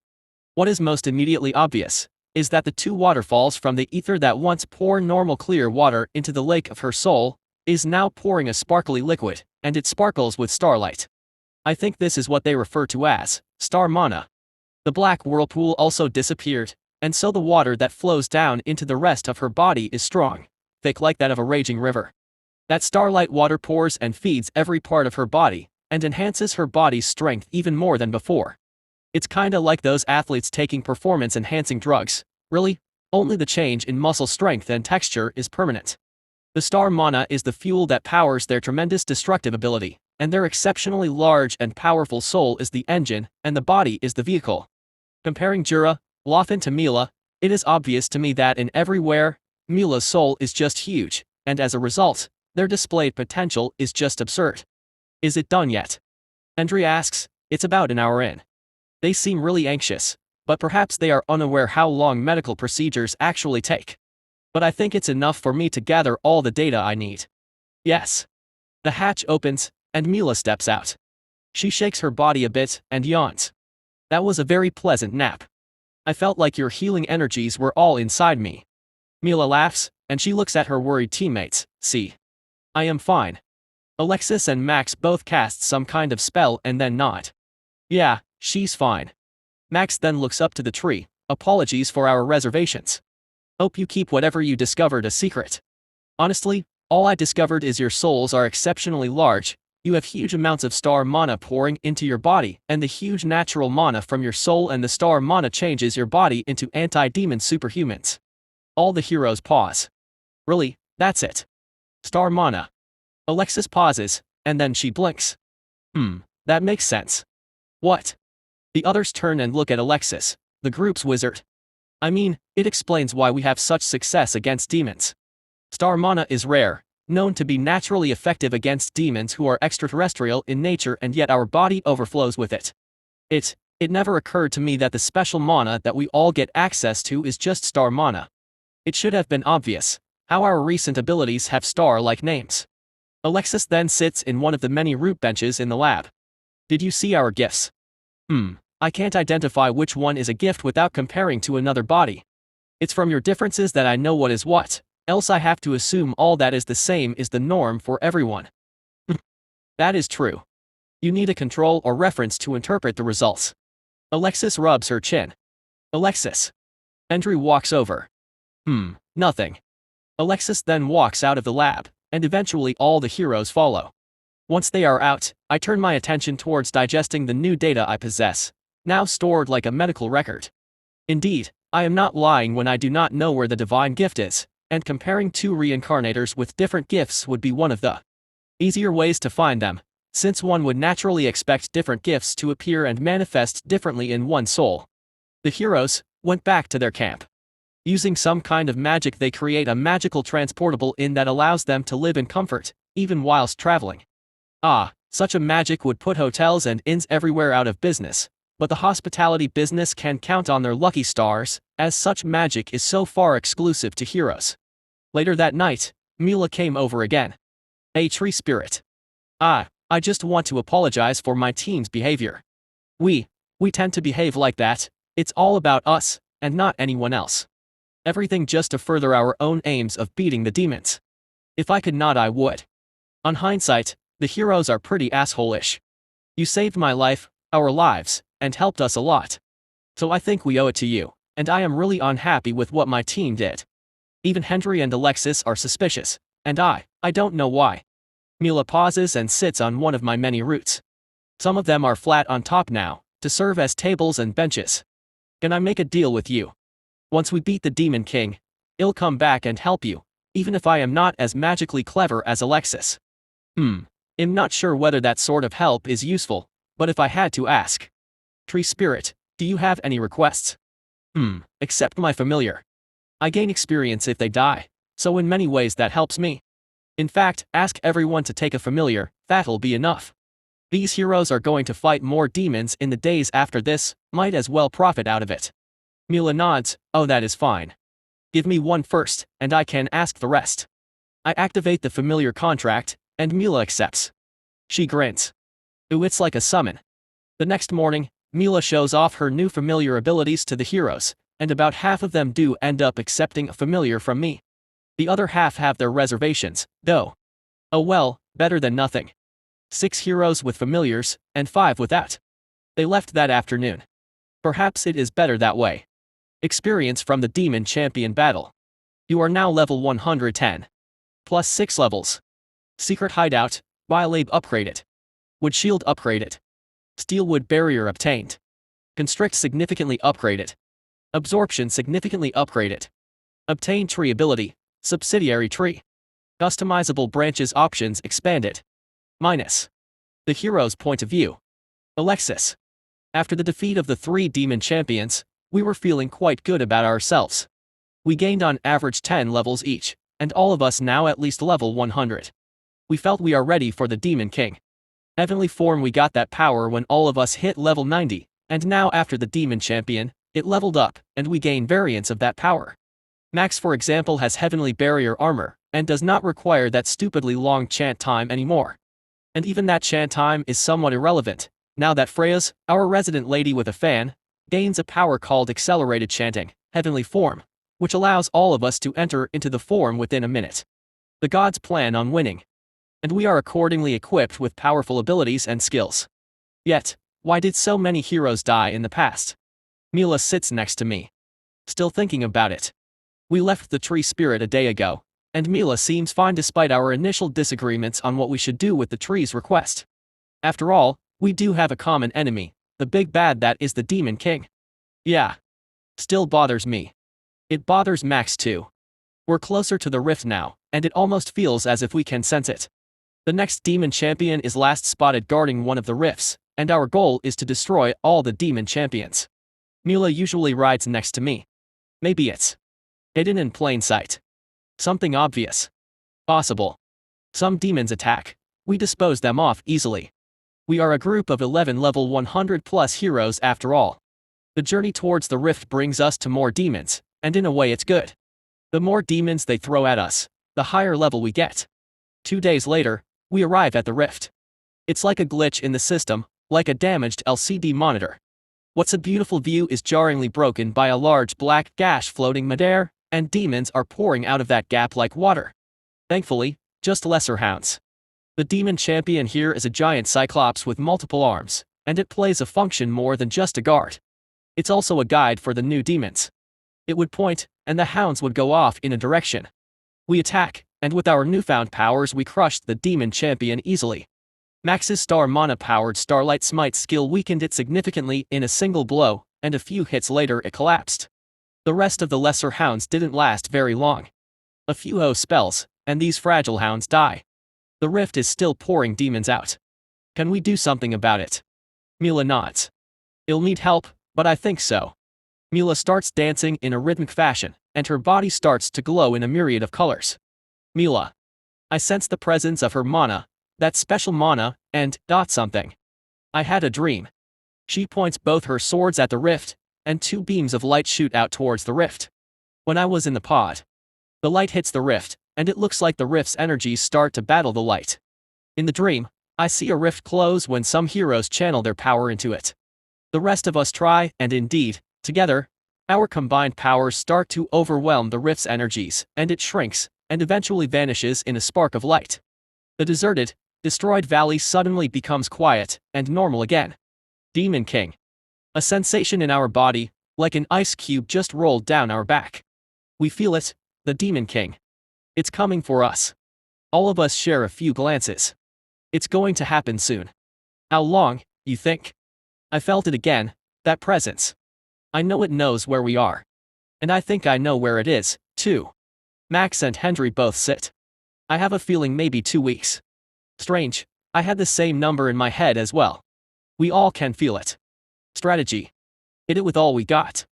At range. It's going to come to us with everything it got, too. Then I suppose we should intercept it, take it off guard. I could do that. Indeed, for a long-range homing attack, I think I might have just the spell. It took a day's preparation, but we got into position. We could sense it, and if we can sense it, we can attack it. 11 of us concentrated our energies into a glowing white energy ball above us. This is our opening act. Neutron Comet, a large building-sized ball of light, containing our daily charged energy. It zooms towards the Demon King, flying at high speed, perhaps a few thousand miles per hour. The Demon King is far, perhaps 1,000 miles away, but this is tuned to that sense of him, and I believe I can hit it. Impact, and we could feel as if the air shakes a moment. And then, a retaliation. A wave of boulders fly towards us. We deflect them easily. Still, it shows we can hit each other, so we resume our daily comet. And the 2 weeks is over. Every day we attack with a comet, and it retaliates with the boulders. There are lesser demons too, but we crush thee easily. And then, we have visual contact. The Demon King Andraz takes the form of a large flying fortress with multiple spider-like legs, multiple tentacle-covered buildings as its body, and has multiple spires with eyes. It's as if a tentacle monster merged with a fortress to become this monstrosity. It's angry. And it attacks. Demon King Andraz. It unleashes a wave of rocks at close range, and these rocks are magically enchanted with demonic energy. And its spires and eyes shoot beams of energy at us. This is it. Henry puts up a magical barrier, and yet it cracks when the beams hit it. And we descend into battle. It's faster, stronger, and tougher. N/O/vel/b/jn.c//ohm. The heroes and Demon King is now in close battle, and the deserted valley is instantly filled with beams of light, flying rocks, and our counter magics. A jagged rock flies right past me. I duck. I felt a shiver. The jagged rock breaks up into a million tiny needle-like shrapnels next to me. Fire form. My body of fire burns up the tiny rock needles. And a few other rocks that fly my way. The other heroes have their own ways of protecting themselves. Freya's with her wind magic is able to surround herself with a constant layer of magically enchanted high-speed winds that shred the needles. Help!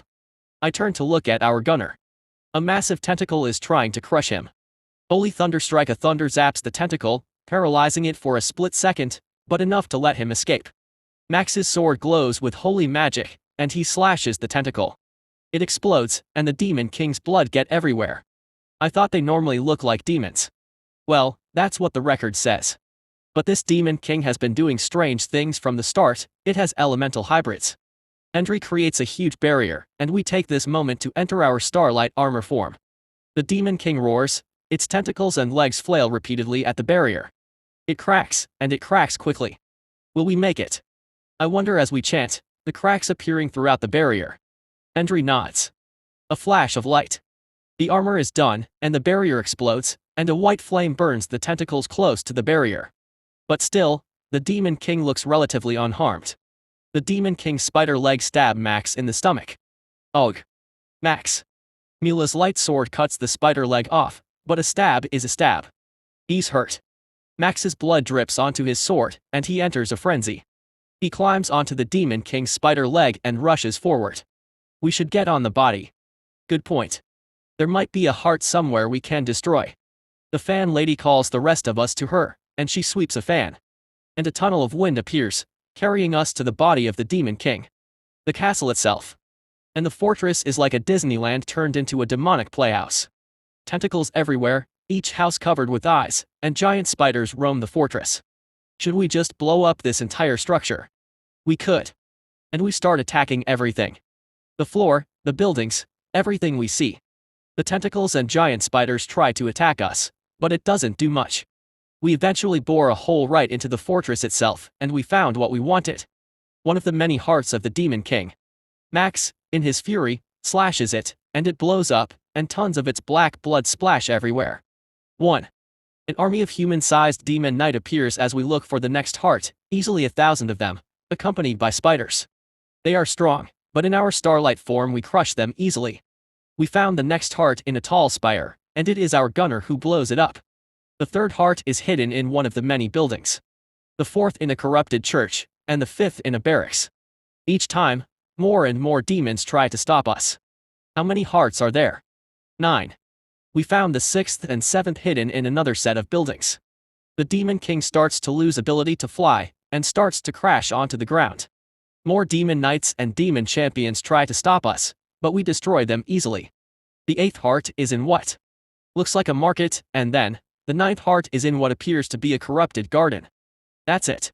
At this point, we are all drenched in blood and whatever gunk the Demon King is made of. The fortress crashes onto the ground, yet the tentacles are still attacking us. But unlike before, their attacks seems to be blind flailing.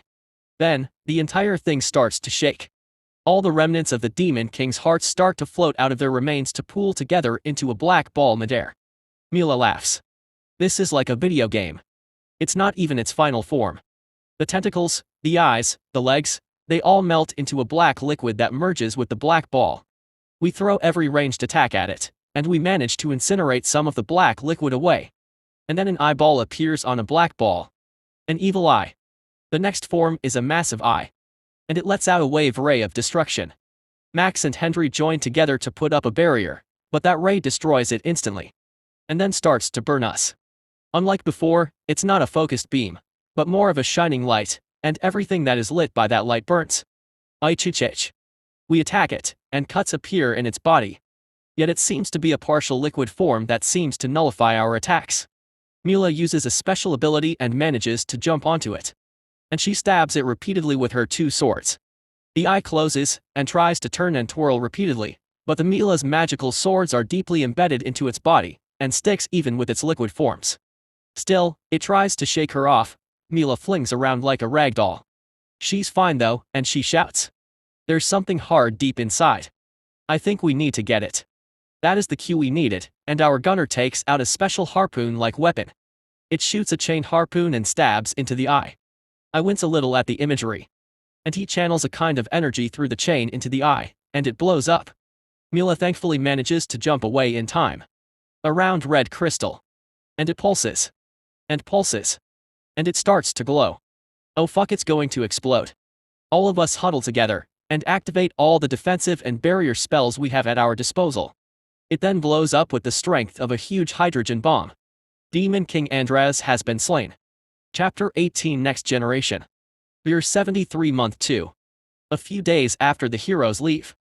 The subsidiary tree unlocks 30 additional trees, and with that, using my natural tree spirit powers to stimulate plant growth, a small forest now grows out around me, and though all these new smaller trees look separate, but they are actually part of me. They are linked underground via rootnet, and they serve a few functions. Each separate tree is actually one customizable branch, and they collect a few things, such as solar energy, essences. The immediate impact is of course, happier elves. Well, Jira's happy for a few reasons. After his involvement in the battle with the 3 demon champions, though it's mainly dealing with the lesser demons, he gained a level and successfully removed his curse. It seems growth can naturally overcome such curses. But the elves are happy because the additional trees remind the elves of this place, before the humans, and before demonic stampedes that razed this place to the ground. Brika is once surrounded by forests, and the forests was once home to many natural creatures that the elves hunted, and many herbs that the elves used extensively in their cooking. I have been trying to regrow the surrounding area multiple times, but each time a demon attacks, these regular trees do not stand a chance. These subsidiary trees, they inherit my resistances and defenses, and so, I think they will last a lot longer. The 30 extra trees form 2 circles around me, 6 in the inner circle, 24 on the outer circle. It feels like a wall. Jura looks around. It is meant to be a wall. Indeed, a layer of demon-resistant trees is my idea of defense.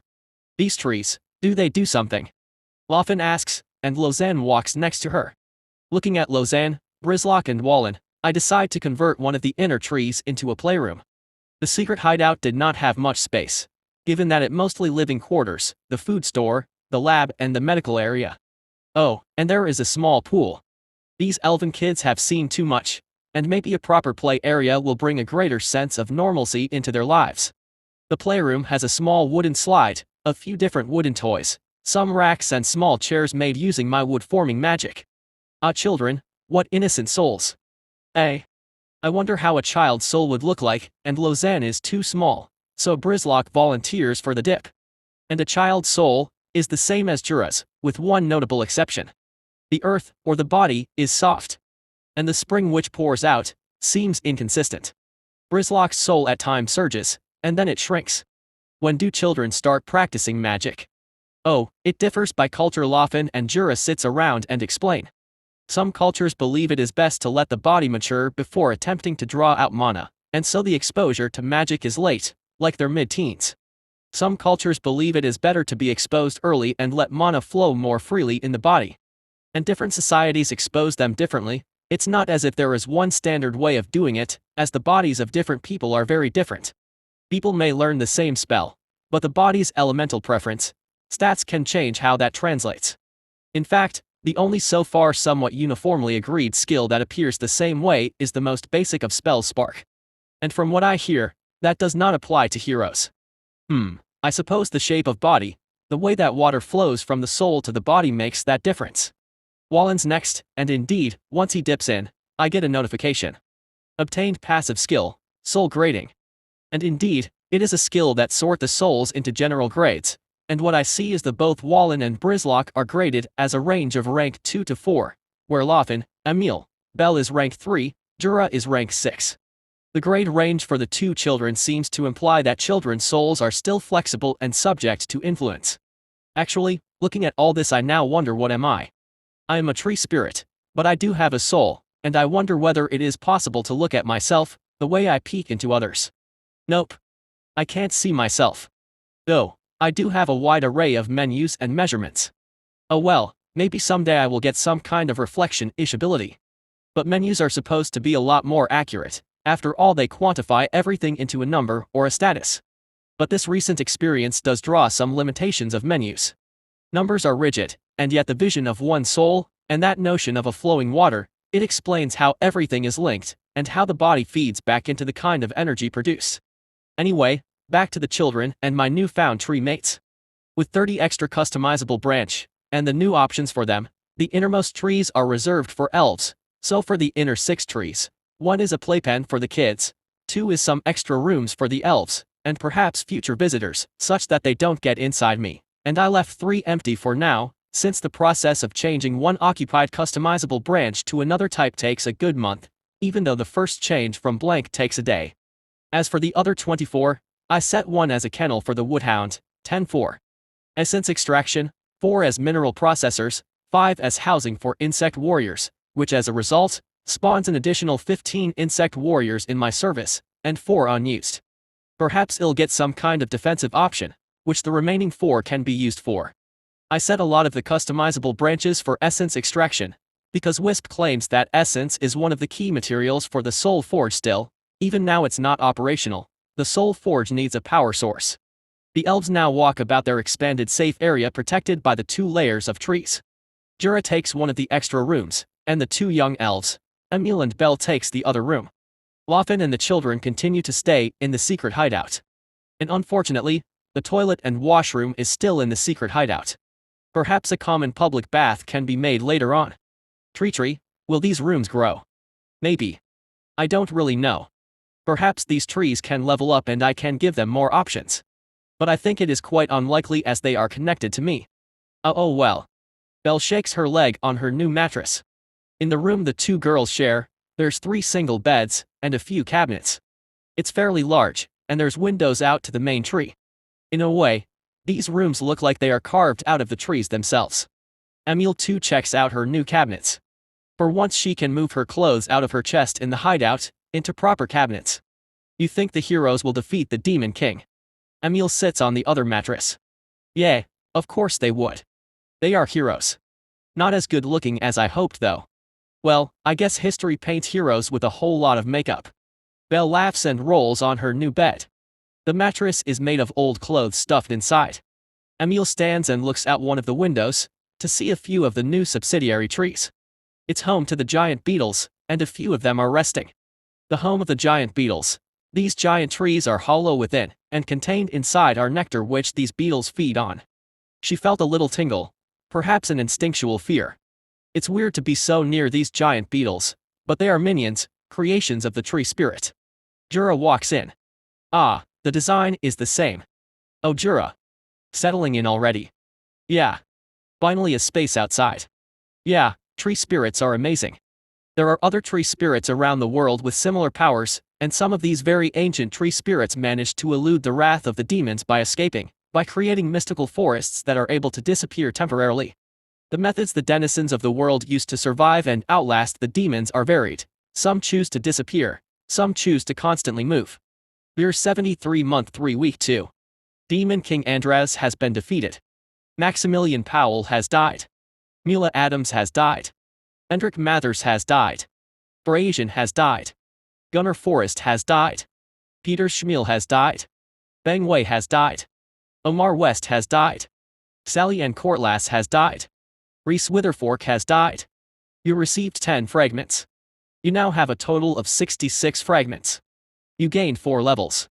You are now level 114. Tree familiar abilities upgraded. Skill, defensive dome obtained. Customizable branch option unlocked, shield generator. Soul tree range greatly expanded. It started with a set of pop-ups, and then I had a very, very bad feeling, and I asked all the elves to hide. They didn't know why, but they trusted me commands. I activated all the defensive measures that came with the higher levels, and indeed, there is something. There is a small delay, about an hour, but then it happened. A very strong wind swept across the entire area. It's like a shockwave from a faraway explosion, and with it, searing, hot air. Thankfully, it seems to have weakened considerably by the time it came here. What the hell was that? Jura exclaims, and looks at the other elves. The Demon King died. And I think some kind of massive explosion happened. Oh. The elves clapped their hand. That's great news. And the heroes died as well. Oh. That's sad, but that's great news too. Jura frowns, and then laughs. What? Why? The other elves look at Jura. Surviving heroes tend to create political chaos after the demon threat is nullified. Actually, quite a few of the human kingdoms and empires we see today are descended from heroes. So heroes, while necessary, do create a whole lot of wars and fighting. So what next? What would you do to prepare for the next Demon King? The elves pause. Ah. Wait. I thought elves being long-lived tend to plan things out. Jura and Loffen glance at each other. Well, we're concentrated on our day-to-day lives, training, or looking after the kids, that we don't think much about the next Demon King. Kings and emperors, heads of priests worry about such stuff. That somehow reminds me of regular people stuck in dead-end jobs, unable to see the bigger picture because it's deadlines after deadlines at work. And even if we thought about it, the Demon King is so powerful that whatever we thought isn't going to work. Well, fair. If it's not something you have the ability to change, you don't worry about it. At this point it's the children that speak up. Brislock and Wallen laugh and say, if we could be heroes, then we can beat the Demon King. That's actually the ideal. If we could beat the Demon King, then we need not worry about the problems that it creates. And if I want to try that idea, I'll need to get my Soul Forge online. Year 73 month 3 week 3. The death of the Demon King takes a while to get out. Not everyone gets a nice notification in their menus like I do. It seems that the place where the Demon King perished is warped by the mixture of his demonic magic and the natural magic in the area, and creates special mana crystals known as demolite. Demolite is a valuable mineral, for it only exists at the places where the Demon King has died, and the amount of such mana crystals created is finite. But, it's valuable for its ability to store mana in large quantities, and is therefore valuable in high mana requirement spells, rituals, and generally as a source of power for large, long-range weapons. Even adventurers also use them as a sort of a reusable mana potion, as they lack of pains of potion sickness, as these crystals merely store their own mana, which they can withdraw later on. And so, the period immediately after the Demon King's death is usually a mad rush to the Demon King's site to harvest these minerals. It is for these reasons that some adventurers have a secondary mission given by their countries, which is to observe and inform their benefactors the location of the Demon King's demise. Yet, mining such minerals, which usually appear as crystalline structures on the surface, is fraught with challenges as well. The dense mana pool tend to attract leftover demons, and also large monsters. Demolite is valuable, but what gets kings and countries to send large armies to seize control of the area is for a very rare thing. The last remains of the Demon King is a small finger-sized horn, known as the Horn of Eternity. Ground into powder and consumed, it restores one's youth, extends one's life significantly, and depending on compatibility, gains access to a special type of magic, known as chaos magic. In an age where one's life is finite, agelessness and youth is very much desired. And, we have our first human encounter again. Airship. Oh, a magical airship. It seems those exists in this world after all. It's a small one, and it zooms ahead quickly. At this point, Jura looks up. That airship. They belong to the Salah kingdom that attacked us. That's a kingdom I don't want to benefit from this entire adventure. But I can't attack it at range, my root strike doesn't fly so high. If only I have some kind of lasso, but it'll work on that next time. Perhaps flying insects too. But for now, I think my fruits can hit it, if I shoot them with it. Perhaps I can create explosive fruits next time, like explosive mangrove seeds. Maybe next time, this system has a way of creating things I think about somehow. I create a bunch of corrosive fruits, and right when it fly overhead, I unleash a huge barrage of them. They hit it underneath, and it shakes midair and starts to crash. The airship shakes, and somehow manages to perform a controlled landing, and about 6 men pop out. But what the hell happened? One of them came out. He seems like a fairly experienced adventurer. We are attacked. Something hit us with these things. Another guy points at the remains of the corrosion fruit stuck at its bottom. The hull is riddled with holes. There's only that bunch of trees. Something is in there. Yay. Let's go check it out. The 6 men draw their weapons and approach the outer trees. And as they come a bit closer, my roots pop out and wrap around their bodies like multiple pythons. They scream. But my roots and vines are able to hold back a demon champion. They struggle. Still, my beetles pop out and bite off their weapons. Weaponless and restrained by vines, I wonder what do I do with them? Kill them. At that point, I wonder whether are all men of the kingdom of Salah the same. Maybe these men are unaware of the atrocities their fellow men committed. Tie them up and interrogate them. Find out what they want. I mentally speak to Jura. Jura takes a bit of my extra strong paralyzing sap and makes all but one of them drink it, and it causes the 5 men who had a taste of the bitter sap to shake and convulse like they are electrocuted. The last man, the oldest and the one who looks to be in charge, stare at Jura. What the fuck are you doing? You belong to the Salah kingdom, and they destroyed this village some time ago. I'm just taking revenge. The man's eye widen. I have nothing to do with it. Really? Jura shrugs. That's what everyone says. But the sins of the nation are shared by every citizen and follower of the nations. I might spare your life is your cooperative, but otherwise I'll kill you. The beetle carry the remaining 5 men into a wooden cell, one of the extra customizable branches. Essentially it's a room, but with no windows and a door that only can be opened from the outside, and vines inside that holds onto their bodies. So, do you want to cooperate? Fine. What do you want? Good. The group of beetles then transport the damaged airship into the area between my main tree and the subtrees. I'll have to take a look at them later. The idea of having my own airship is appealing, even if I can't use it. We're 73 month 3 week 4. The adventurers are alive, and my routine involves putting them under the microscope. There are certain differences in the human body compared to elves, and this is most apparent in the nature of their water. The elves have a very slight greenish tinge to them, and this it seems leans toward a nature-based magics, and makes it harder for them to use magics that contradict this natural disposition, whereas the humans generally have pure, clear, colorless water.n/o/bell/b/jn.c//ohm. After a week of going into the pod, they've gone slightly crazy, and it seems they are hallucinating. Perhaps it's the sleep-inducing elements that I inject into them via the nourishing branches. Are we going to keep them here forever? The younger elves are complain, but put up with it because they are monitored by beetles and restrained by the vines. Well, I plan to dispose them, eventually. But for now, they are useful. If the soul forge is that powerful, understanding this is key. Jura grins. I would like to fight them one-on-one. Maybe I could set up a match between Jura and them and let them fight for their fate. But what if he loses? No, if he loses, I have a problem. Fine. If they win, they go free. Jura gulps, but he is the best fighter the elf village has, with all the additional levels from the recent battles.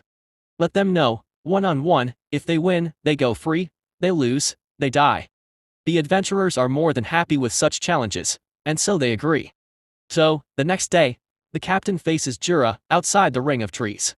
He'll still be able to easily kill them with a root strike, so I'm not too concerned. The battle starts with a stare down. The captain and Jura stares at each other and readies their weapons. Start. Lofin, flanked by about 6 beetles, start of the match. She shakes her head. This is a silly men thing. The two men starts trading swords, but it's easily clear that Jura's a lot stronger. I figured as much, as my investigations into his body doesn't suggest anything special. The adventurer tries a few dodgy tricks. A poison dagger, a random hidden weapon, and it fails. Jura as an elven warrior has fought adventurers many times in the past, so such tricks are not new. And a slash, the battle ends. All in, it's mostly posturing and sensing for a good 3 to 5 minutes. The actual fighting is like for 5 minutes and that's it. So, the adventurers will die. We're 73 month for week 2. Some peace and quiet. It's lovely. Rather than killing them with a root strike, I felt like trying something different, so I used absorption on them and drained them into nothing but a husk. With the new weapons and items collected from the adventurers, the elves can now practice different kinds of fighting, which they will need to do eventually. My multiple essence generators are producing well, but I think I'll need new skills and abilities soon. And one alternative to the soul forge is to power it myself, but that would require a tremendous amount of energy, and so I'm exploring how to store energy. The solution came in the form of a potato. Tree ability, create tuberous storage. A potato that stores energy. Chapter 19 Customization and Crops. We're 73 month for week 3. 1 tuber for every customizable branch, so for a total of 40 potatoes, given that my main body grown and has 10 customizable branches now, and 30 for each of the subsidiary trees. These standard-sized potatoes is also now my standard unit for energy. The energy cost of my soul forge activities will be measured in potato units. And we see a group of returning refugees. Dislocated by the demonic invasion, these men and women seek to return to their old home, to rebuild, and to see what's left. Their expression a mix of fear, excitement, relief, and worry. To return, there is a lot to think about. They probably lost a lot to the demons, and yet they still want to return. They however did not get too near, and mostly just went on their journey. I wonder how are the rest of our village. Lofin sits at one of the flat roots that link the main tree to the other tree. Jura's opposite her. They are in the Elven Kingdom. I'd like to think they will be fine. Jura nods, but he probably is being optimistic. Not many survive the journey, and to restart in a foreign land is hard. Do you think they will come back? If they know what we have, yes. Jura pats the flat top of the wood. It's like a table now. There's a lot of things to do, though, and one of it is for me to make contact with other spirits. To further extend the range of my local area rootnet, I would need to engage in some infrastructure projects. But of course, it is a difficult exercise, so it's important to locate other spirits first, and then attempt to link up. The elves unfortunately do not remember where is the nearest tree spirit, and it is possible not all tree spirits are known, though it seems that those attuned to nature can generally sense it, and so, I wonder whether I can sense it. And I get pulled into the soul realm. It's the wisp. It seems it can pull me in here whenever it wants to. Hello. The wisp floats, surrounded by multiple other floating souls. They glow like little balls of white light, orbiting the wisp. Oh. Hi wisp. One of the little balls stop and float right in front of me. Tree spirit. Ah. Oh, is this like Jua? I take a better look, and this ball is different. Its glow pulses, and the color is bluish. One of your heroes. Unlike the others, there's something holding it back from returning to the gods. So, you are. Heroes. Oh well, heroes are supposed to be special. They're spirits belonging to the gods. Mila. Die.n/o/bel/b/in.c//om. Ow. Her soul's in pretty bad shape. Whatever caused the death is really bad. Souls, even those of the gods, also naturally decay unprotected, and it's actually amazing it made the journey here. The wisp floats. You'll need your soul forge to repair her back to normal. Why? I ask Mila's ball of light. Promise. Help. Tree spirit. My guess is it followed the path of the familiars attached to it, else it would have given up and returned to the gods. She holds rather strong emotions of debt to you, so she returns. Ah. It's a bit like Jua's case, but in this case it's due to her promise. You'll need to figure out how this works better. Okay, will it decay further? Nope.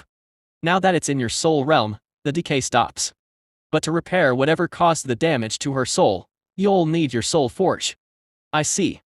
It seems everything related to souls must start with having a functional soul forge. Can I ask what happened? Demon King. Explode. Die. Mila's soul bobs up and down. Oh okay.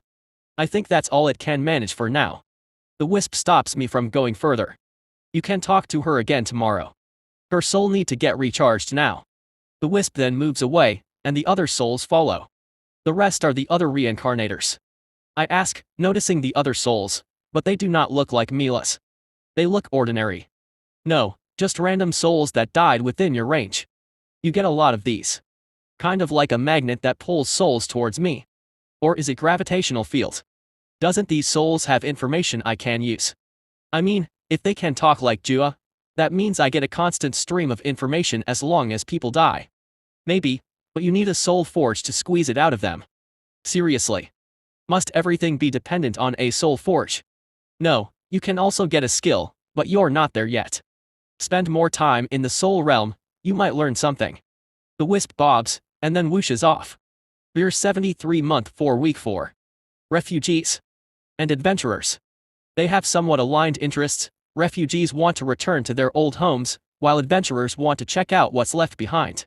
Perhaps from the many demon battles, those who perished leave valuable items behind, useless to demons, and they need the refugees' knowledge of their areas. Perhaps they are here to raid any abandoned castles or stuff. There are about 4 batches of refugee humans, and then 1 odd lizardman. Too bad the lizardman didn't get close. I would love to put him under the scope. And they mostly avoid me. It seems a gigantic tree surrounded by 2 rings of trees is scary. I did some thinking and I came up with 3 threats which I need to prepare for. The first threat are the nearby kingdoms. Their adventurers and armies will seek to restore their rule over the land, and that will include coming back here and claiming this place. I will therefore need to prepare for an army, easily larger than before. And this will include their adventurers as well, that may see myself as a prize, or a bounty. The second threat are the non-demon monsters. I had it easy with my various buffs against demons, but now that the demons are gone, we are back to the regular monsters. I recall I can handle most of the regular ones, but if there are greater monsters, of which the abilities are unclear. There may be dragons, or monsters of that level, which may now be attracted to my larger size. The last threat is obviously the returning Demon King. From the past trend, it looks to be a 10-year cycle, and I'm not sure whether 10 years is enough to prepare, so I'll also want to know whether I can somehow influence the return of the Demon King. Perhaps the rift sizes influences the Demon King's return, or something. If I can figure out how to push the time back even a year or 2, that may allow more options, maybe even push it back indefinitely. The kingdoms are the immediate threat, of course, and I would like to get back at the Salah Kingdom for what they did to the elves. So, dealing with a conventional army, I would need a large amount of area effect abilities, a standing army, perhaps in the form of a large beetle army, or some converted woodhounds, and some camouflage or ambush-like abilities to take out unprepared forces. It seems the political situation for most nations is held together by the big bad guy, the Demon King, and once it's dead, the cracks in most nations tend to emerge, so the period after the Demon King is usually followed by all sorts of rebellions, coups, power grabs and so on. I could offer protection from demons that these kingdoms cannot, and that's a strategy to gather supporters and rebuild Freaka. For non-demons, it'll be on the elves. You'll need to get them to the point where they can handle monsters, but dragons or other powerful flying beasts, if I ever encounter them, would bell a headache. My anti-air options are limited, my fire resistances may or may not apply against dragonfire, and I hope I don't have to find out. For Demon Kings, I honestly don't know where to start, but first of all, I need data. What has been written about Demon Kings in the past, and that means finding libraries, scribes, historians, other tree of knowledges, if there are such things. TreeTree. Emil snaps me out of my thoughts. They can call out to me anywhere around my main tree, and somehow I can receive it. Yes. Can you put your smaller trees anywhere, or must they be next to you? Good question. I didn't think about it. The moment I got the ability, I just instinctively put them around me. At this point, a pop-up appears on my menu. Subsidiary trees can be placed anywhere within your root network. Each subsidiary tree also extends your root network. It's like a build range thing strategy games have. I should have pylons. Why did you ask, Emil? Oh, I thought it'll be cool if we could have a room to stay at the end of every day's journey. If we were on a journey. I'm just daydreaming. Aha. Emil laughs and rolls on her bed. Or maybe the trees can become a wall or something. Spacing out the trees like electrical pylons is interesting, since my vision is shared by my trees after all. Or maybe they'll be like the magical twin trees of the old Alera. There's this two spiritual trees that are apparently twins, and they have a connected portal that allows a person to move between the trees. Well, thanks for the idea, Emil. We're 73 month 5 week 1. I'm trying to find out whether my leaves can act as some kind of energy generator since I discovered the potato storage. In a way, a solar panel, battery combination. I mean, in a game sense, I think it's possible, but I'm not sure what I'm missing to upgrade them. There should be a more efficient and higher output design and construction. Leaves after all generate food via photosynthesis, and the tubers act as storage of the food, and if the leaves can produce more, it'll be faster to refill the tubers. Maybe I'm missing certain kind of minerals. I'm also stuck with the soul forge, but at least I know what I'm missing. To fire it up for the first time, 1000 potato units, poo. Subsequent use depends on the type of forging or change you are making. The wisp floats. I like that he uses my terminology. From what I calculate so far, I have 40 potatoes underground, and each of my leaves and trees generate 1 poo as well, so if I use my existing production and release my stored energy I can hit 80 poo. 920 pu to go. I need to figure out how to close that gap. The elves, using their mana, can each produce about 1 to 3 poo worth of energy, so their contribution is relatively negligible. And now that I have the potatoes, I'd like to compare against the storage capacity of this demolite that everyone's looking to get. There's a fair bit of souls coming. The wisp bobs and floats. My soul realm lately looks like a firefly park. I wonder whether there's a capacity. No, there's no limit. If I kill someone, do I get their soul? If they are strong and hold strong emotions against you, no. Otherwise, there's a chance you will. Most souls lose their worldly bindings and don't really care which spirit tree or spirit being captures them. Why don't all the souls float back for my familiars? I wonder whether he knows, but I suspect it's a chance thing. Like Samara. There's quite a bit of randomness involved. Proximity, luck, the manner of death, whether there are other soul trees nearby, a lot of things influences it. The ideal situation to absorb a soul is to repeat Jua, for them to die right next to you, on their own, next to you. Killing them, or a painful death reduces that odds. In their case, their actual soul still needs to go on to their next life, but that waiting time is spent with you. So will Mila move on to the next life too? She should, as it is the way of the world, but otherworlders are special. I'm not aware of whether their rules are different. In any case, the damage her soul received prevents her from moving on, so you have time to. Also, there are plenty of souls that are damaged and unable to move on. A gruesome death tends to damage the soul and releases dark energies that may create hauntings or manifest as evil spirits, but the presence of spiritual intermediaries, such as tree spirits, exorcists, evokers, spiritualists, or certain types of places of worship, is able to contain said energies and manage the souls.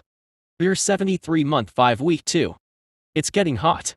The small patch of crop the elves plant around the trees are doing well, augmented by my presence.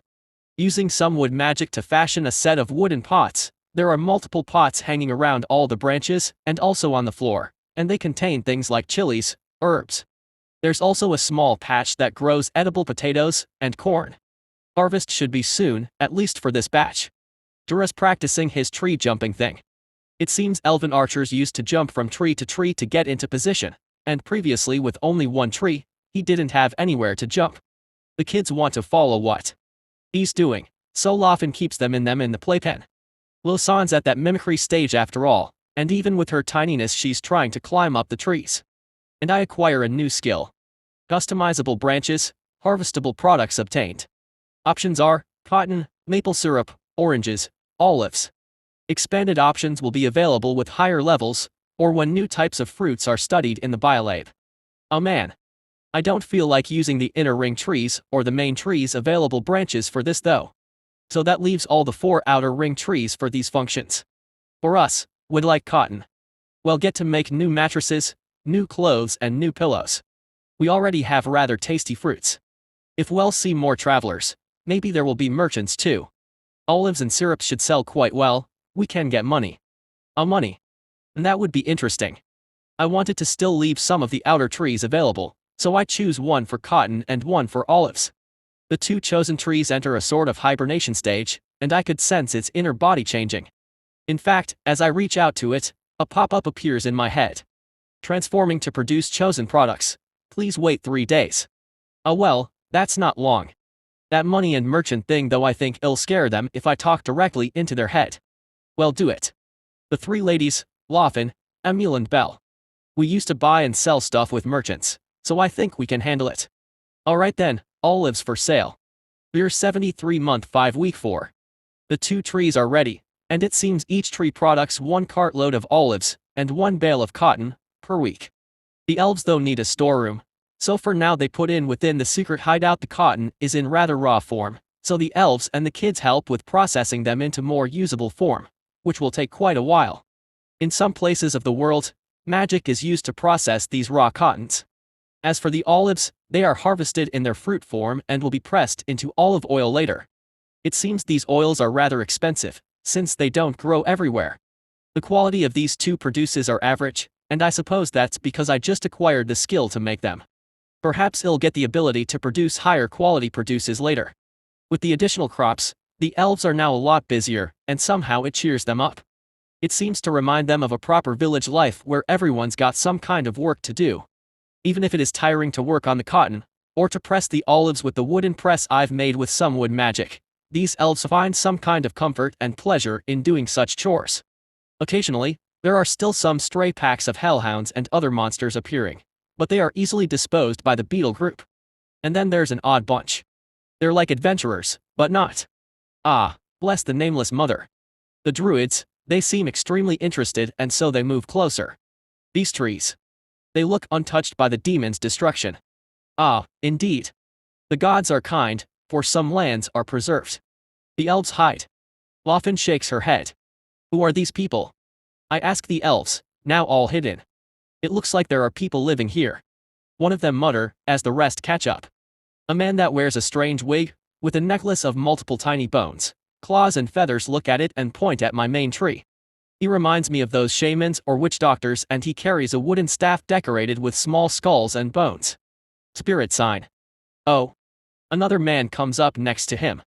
He's got a long flowing white cloak and hood. A bit like priests, but not. That explains it. Leave. The shaman asks, and the others nod. Yes, yes.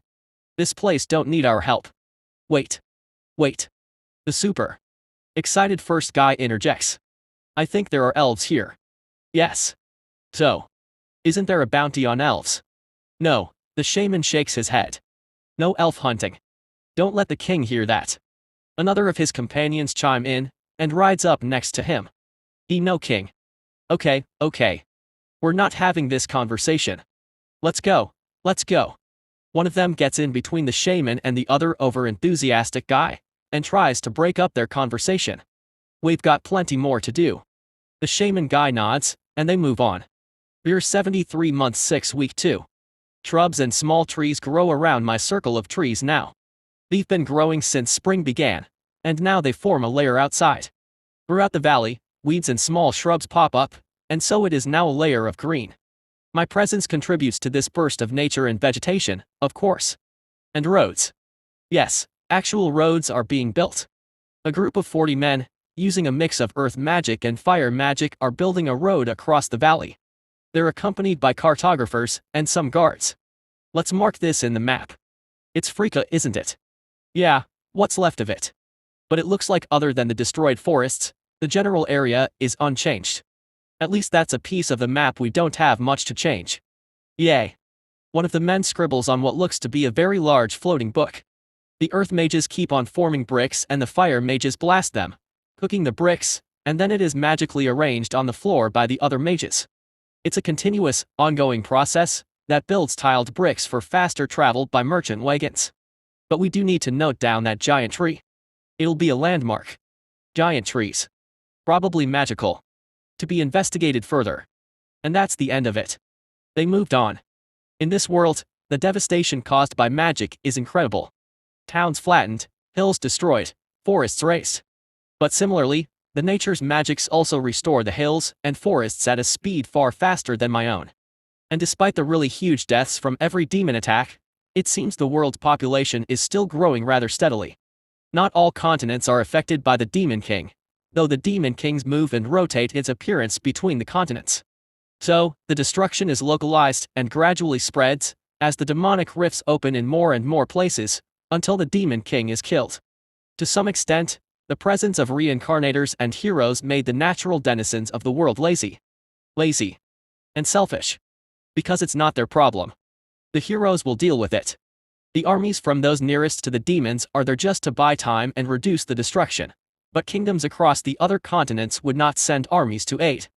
I find my thoughts constantly coming back to how the Demon King is a regular disaster.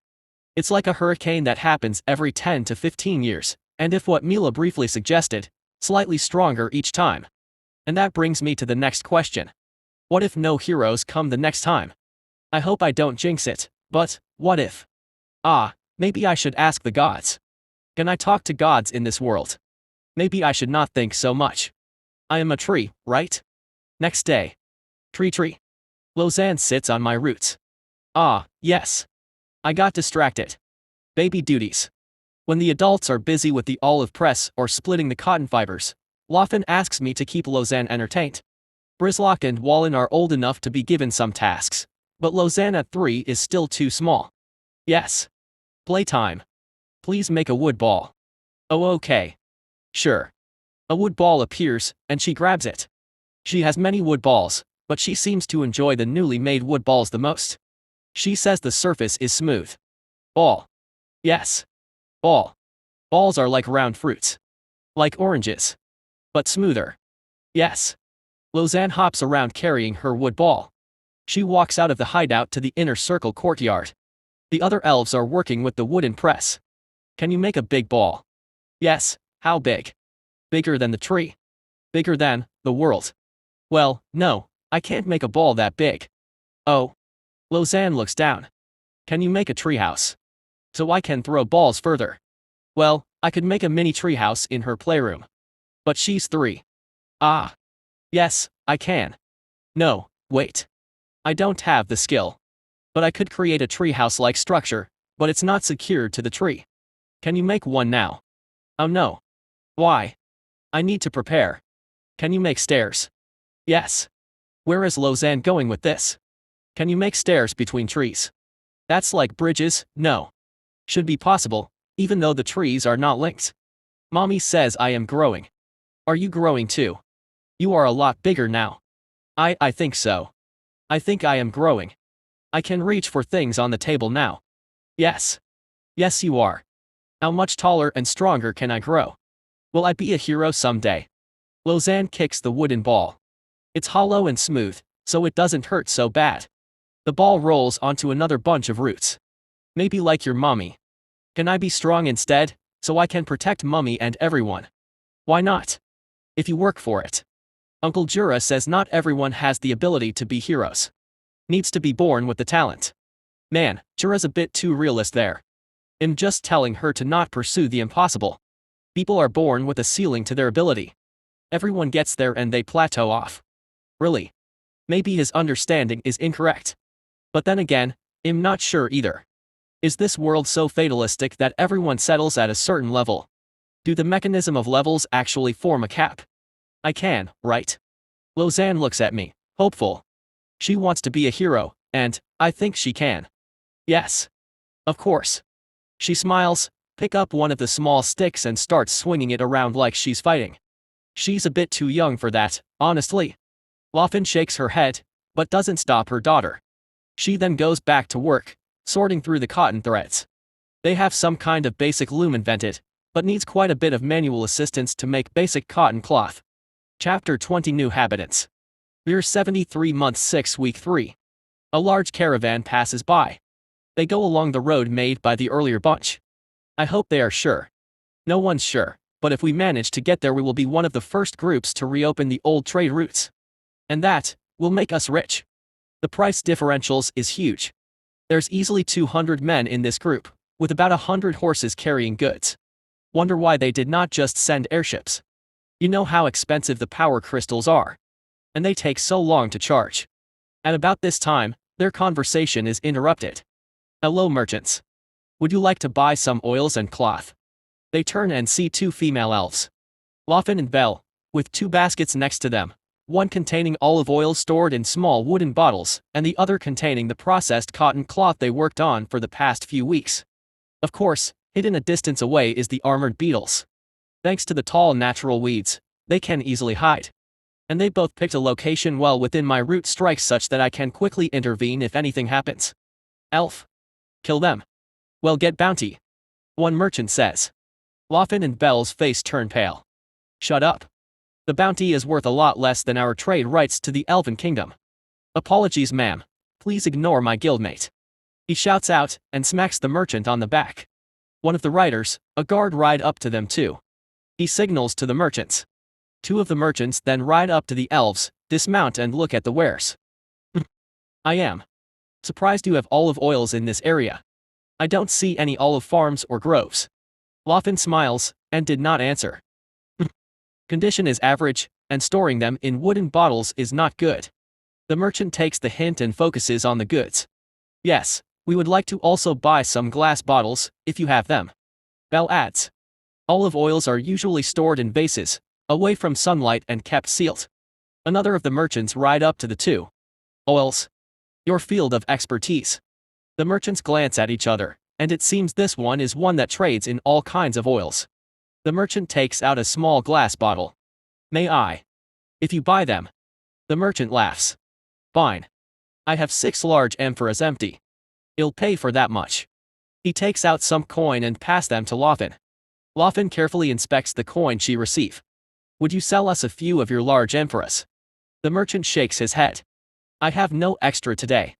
But I will arrange for one of my men to ship some. You can pay my men then. How many do you want to buy? Laughing looks at her coins again. I think this can afford me 10. The merchant laughs. Yes. 10 is about right, once you include the cost of transport. I will get my men to deliver 10 then. To this location. He looks around, and jots some notes onto a book. It's probably his order or transaction book. The amphoras, pottery used to ship goods, usually liquids between large distances. There's also wooden barrels, or metal containers, but these amphoras made of clay are cheap and quite durable, so are popularly used. Laughing nods. The merchant pours the olive oil from the wooden bottle into his glass one. He inspects the color, smell, and stirs it a little. It's average, but still rather fresh. I can sell them. The merchants make some kind of signal. Some of the men, the merchant's assistants, come and assist to pour the olive oil from the wooden bottles into the large empty amphoras that hang by the side of the horses. How often do you make olive oils? Laughing pause. Maybe once every 3 months. Except winter. Ah. You will have available supply in 3 months. I know some nobles will prefer fresher olive oils, rather than those imported from further out. Laughing and Belle huddle and discuss a bit, and then she nods. Yes. I think we can have 2 or 3 amphoras by that time. Great. The cloth, however, had no buyers. Superior quality cloth is available around the area, so the one they made won't sell for much. So it's not worth the effort of buying and them attempting to resell these average quality cloth. But, strangely enough, one of them asked about the wooden bottles themselves. These wooden bottles are beautiful. The surface is really smooth. Do you have a master woodsmith with you? Well, they are made with my wood-forming magic, and not carved. That's a secret. Belle smiles. Alright, we should get going. One more, do you have any vinegar stock for sale? Ah yes. One small bottle. And that is the last of it. The merchants continue on their journey, and the elves have some coin and a small bottle of vinegar stock. It seems that Loffen and the girls are planning to make fruit vinegar with the extra healing fruits I make. Ah. Next time I want to ask for flour. Belle sighs. Too bad we had to buy the amphores first. Bread. Yeah. I want bread. Jura laughs, and eats some potato chips. The inner courtyard is full of potatoes. It's the elven staple apparently, since they don't the vast farmlands the humans maintain. I'm fine with potatoes. They taste pretty good when fried with olive oil. Jura shrugs. Bread. Belle rolls on her bed. Emil laughs. We can trade for that next time. If we can get better quality stuff. The elves kept all the money at first, I wanted some, so after some discussion the elves gave me a fifth of the coin, which I keep in my inventory. Did not realize tree spirits wanted money. The elves collectively asked, it seems it never occurred to them that a tree would ever want money, even though I, a tree, am conscious, sentient, and I supplied the raw materials. I may need to purchase certain items, so I want to start saving some money for it. Especially for the advancement of my powers. Oh. Well, I will need money someday, so might as well start saving. I would like to be able to trade, somehow. There will be goods or materials I'll need to buy, since I can't possibly make everything myself. So yay, can I have a fifth of all the coins received? The elves huddle and discuss. To be honest, I can't hear everything they are saying, but they agree. It's really mostly about what they want to buy, and why a tree needs money, though in the end, their gratitude to me wins out. We're 73 month 7 week 1. The elves are hard at work, mostly doing the olive press. The cloth they made is used to make new mattresses and clothing, but since it doesn't sell, the elves now focus their efforts on the olives instead. So, a bit of this week's cotton is left unharvested.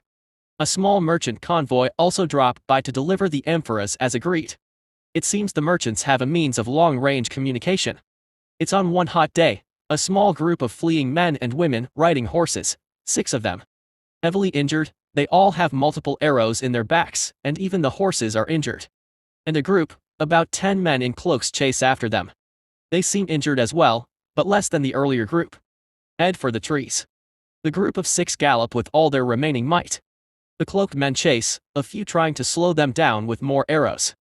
At this point, I wanted to kill all of them, but the 6 look so heavily injured they would probably die of bleeding soon. And I would like horses. Who goes there? Jura, perched on a tree, call out. The 6 yell out some gibberish I do not understand. Jura, though, does. And he shouts. TreeTree, target the cloaked men. And he throws wooden spears at the cloaked men. Root strike x8. 8 root strike at the riders, faster than they could ever react, killing them instantly. The remaining 2 jerk, trying to pull back, but they are too close. Constrict roots pop out and tangle the remaining 2, and deliver a strong dose of sleeping poison. The 6 riders earlier did not look back, and they ride next to the outer ring. The heavily injured 6 walk in, and it seems they all suffer heavy wounds. It is then, one of them reveals a young baby. Jura pauses. Hold him. Please. His blood soaks the cloth wrapping the baby, and Jura reluctantly holds the baby. The 6 wounded men and women dismount. Is this Frika? Jura pauses. Oh, I suppose. The wounded start to treat each other, and they pull out the arrows from each other's back, and start pouring healing potion over it. Of the 6, 2 male humans, 1 female human, 2 male elves and 1 female elf. It is the female elf who shouted the gibberish earlier, and she looks at Jura, her armor drenched in blood. I'm Eris, an aide and guardian of Yvonne. Who is that? Jura scratches his head. And why do you know our passphrase? Passphrase. It seems Jura and the men developed a passphrase to identify friendly people before this. Yvonne, our mistress, she says her brother is the village head here. Her wounds are recovering, the potions are working. Brother. Ricola. Yes. I believe she mentioned his name is Ricola. Is he around? He's dead. Jura still awkwardly holding the baby. He looks to be less than 6 months old. And, take this child back. Ah. Eris pauses, and turns back to face the other riders. Do you have clean clothes that we can change him? All of ours is bloody.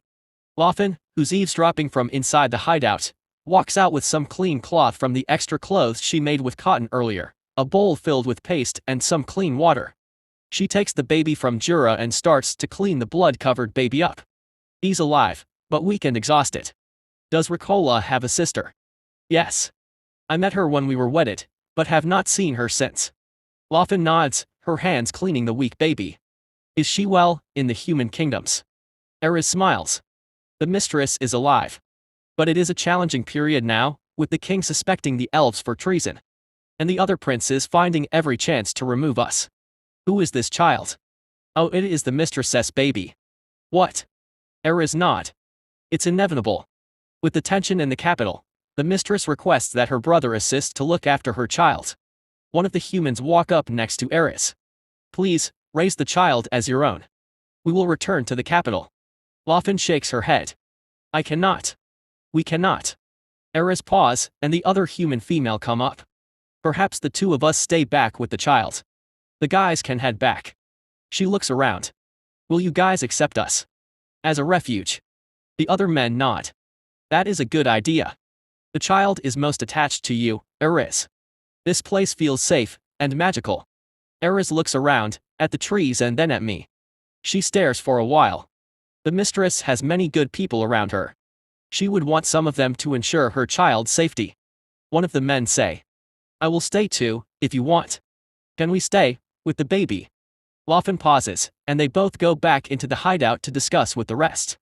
They agreed, eventually. Lawfen felt particularly conflicted, because if this baby is indeed her nephew, then she felt bad to turn him away. Yes. Eris, the human woman, Saffron, and a human man, Hawk, stay back. As for the two unconscious human attackers, they are kept in the jail, where the adventurers once were. Level up. Level 115. Skill upgraded, subsidiary tree amount increased to 40. Skill upgraded, secret hideout has unlocked, tree Asuri. Ah. Treasury. And more trees. So convenient, this leveling system. We're 73 month 7 week 2. The two humans, under the influence of strong hallucinogens, quickly reveal that they serve one of the prince of the Salah kingdom, Prince Wargo, the first prince, and the king is aging, dying. So, all the princes are positioning themselves to seize the throne. Eris and the mistress Yvonne serve another prince, Prince Galen, the third prince. It seems Prince Wargo is a humanist, meaning he is against non-human citizens of the kingdom, and he is recently a target of a botched assassination attempt by elves. Prince Galen, who is surrounded by elvish and other non-human minders, are under tremendous scrutiny from the rest of the prince, eager to eliminate the competition. Yvonne is apparently a highly skilled administrator, in the inner circle of Prince Galen, and so having a baby is huge vulnerability. The men wanted to capture the baby and force Yvonne to defect to Prince Wargo's side. There's also suspicions whether the baby is one of Prince Galen's many illegitimate children. And after extracting everything from the two men, I use absorption on them and drain their life away. It's a slow, painless death, with the effect of strong sedatives. And one which leaves no remains, as their body turns into nutrients. The elves are not comfortable letting the new people so near, so for the first day, the humans lived in tents, while Roma and Eris stay with Emil and Belle. The next day, I decide to spawn 2 of my new trees outside the second circle, and so there is 2 new rooms for the new people. This surprised the new people greatly. Especially Eris. But the distance is necessary, because the elves are not comfortable with new people, yet. This is spirit tree. Yes. Jura nods. They also react strongly to the beetles. All of them jump and almost wet their pants when a group of beetles crawl down some of the trees while they are walking. The beetles have been busy. Non-demon monsters multiplied and so I frequently send a group of them to kill these monsters. We're 73 month 8 week 1. The newbies are here for a month, and out of boredom, they are now helping with the olive press. The merchants are supposed to be here the next month, so the olives are now stored in the amphoras. The beetles have been very busy too. Every day some monster would appear and they would be sent on missions to kill them, and bring back their bodies. So many monsters, that my beetle skill upgraded. Still, the beetles are equivalent to about 6 or 7 hellhounds at their upgraded strength. Armored beetles upgraded to war beetles. Anyway, the elves are right to suspect these new people. Eris has been communicating with somebody magically, and perhaps she forgot that tree spirits have vision of everything in the trees. Perhaps her mistress, but otherwise it's coded and in an unknown language. As for the remaining 8 subsidiary trees, I placed them like pylons, in a circular fashion. Each of them as far away as possible, in one of the either directions. With this, I can extend my vision to cover the entire valley. And strangely, this led to another upgrade. Subsidiary tree upgraded. You can place a total of 60 trees. The increase in subsidiary tree means an equivalent increase in tuberous storage amount, so at 60 trees, plus 10 with my main tree, I have a total of 140 pu. Still very far away from that 1000 pu. There must be a way to do this. We're 73 month 8 week 3. No good. We must go back. We must help. Eris shouts, startling everyone. N/O/bell/b/in.c//ohm. What happened? The king and the prince, they start ordering mass execution of the non-humans. What? Saffron and Pock both seem surprised. How do you know? Jura asks, his hand on a knife. Eris pauses. She rubs her head and then sighs. I have been magically communicating with Mistress Yvonne. And now that the news is out, there is a massive uprising in the kingdom by the non-humans.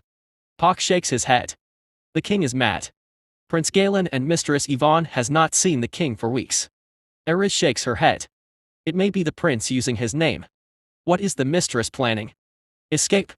The army is too strong and organized, and fighting back is meaningless. She had been making arrangements for the rest of the civilian non-humans to flee to the sympathizing cities, or to the other kingdoms, but it seems the other kingdoms have closed their borders. Saffron nods. We can go and help with the refugee traffic. Eris, Saffron and Pock turn to face Lawfin. Please, take care of Roma. For us. We must go. We will return. No, one of you stay. Lawfin insists, Roma's still asleep on the bed. People are getting slaughtered. They need help. And a baby child needs her guardian. Saffron and Pock nod.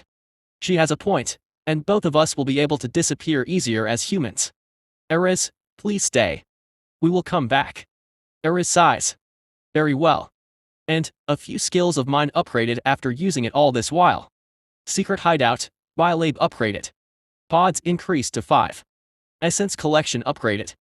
Extraction rate and speed improved. Mineral extraction upgraded. Mineral augmentation obtained. You may use the metals obtained to strengthen your subsidiary trees and insect warriors. I do have a large stockpile of essences and irons from the automated harvesting.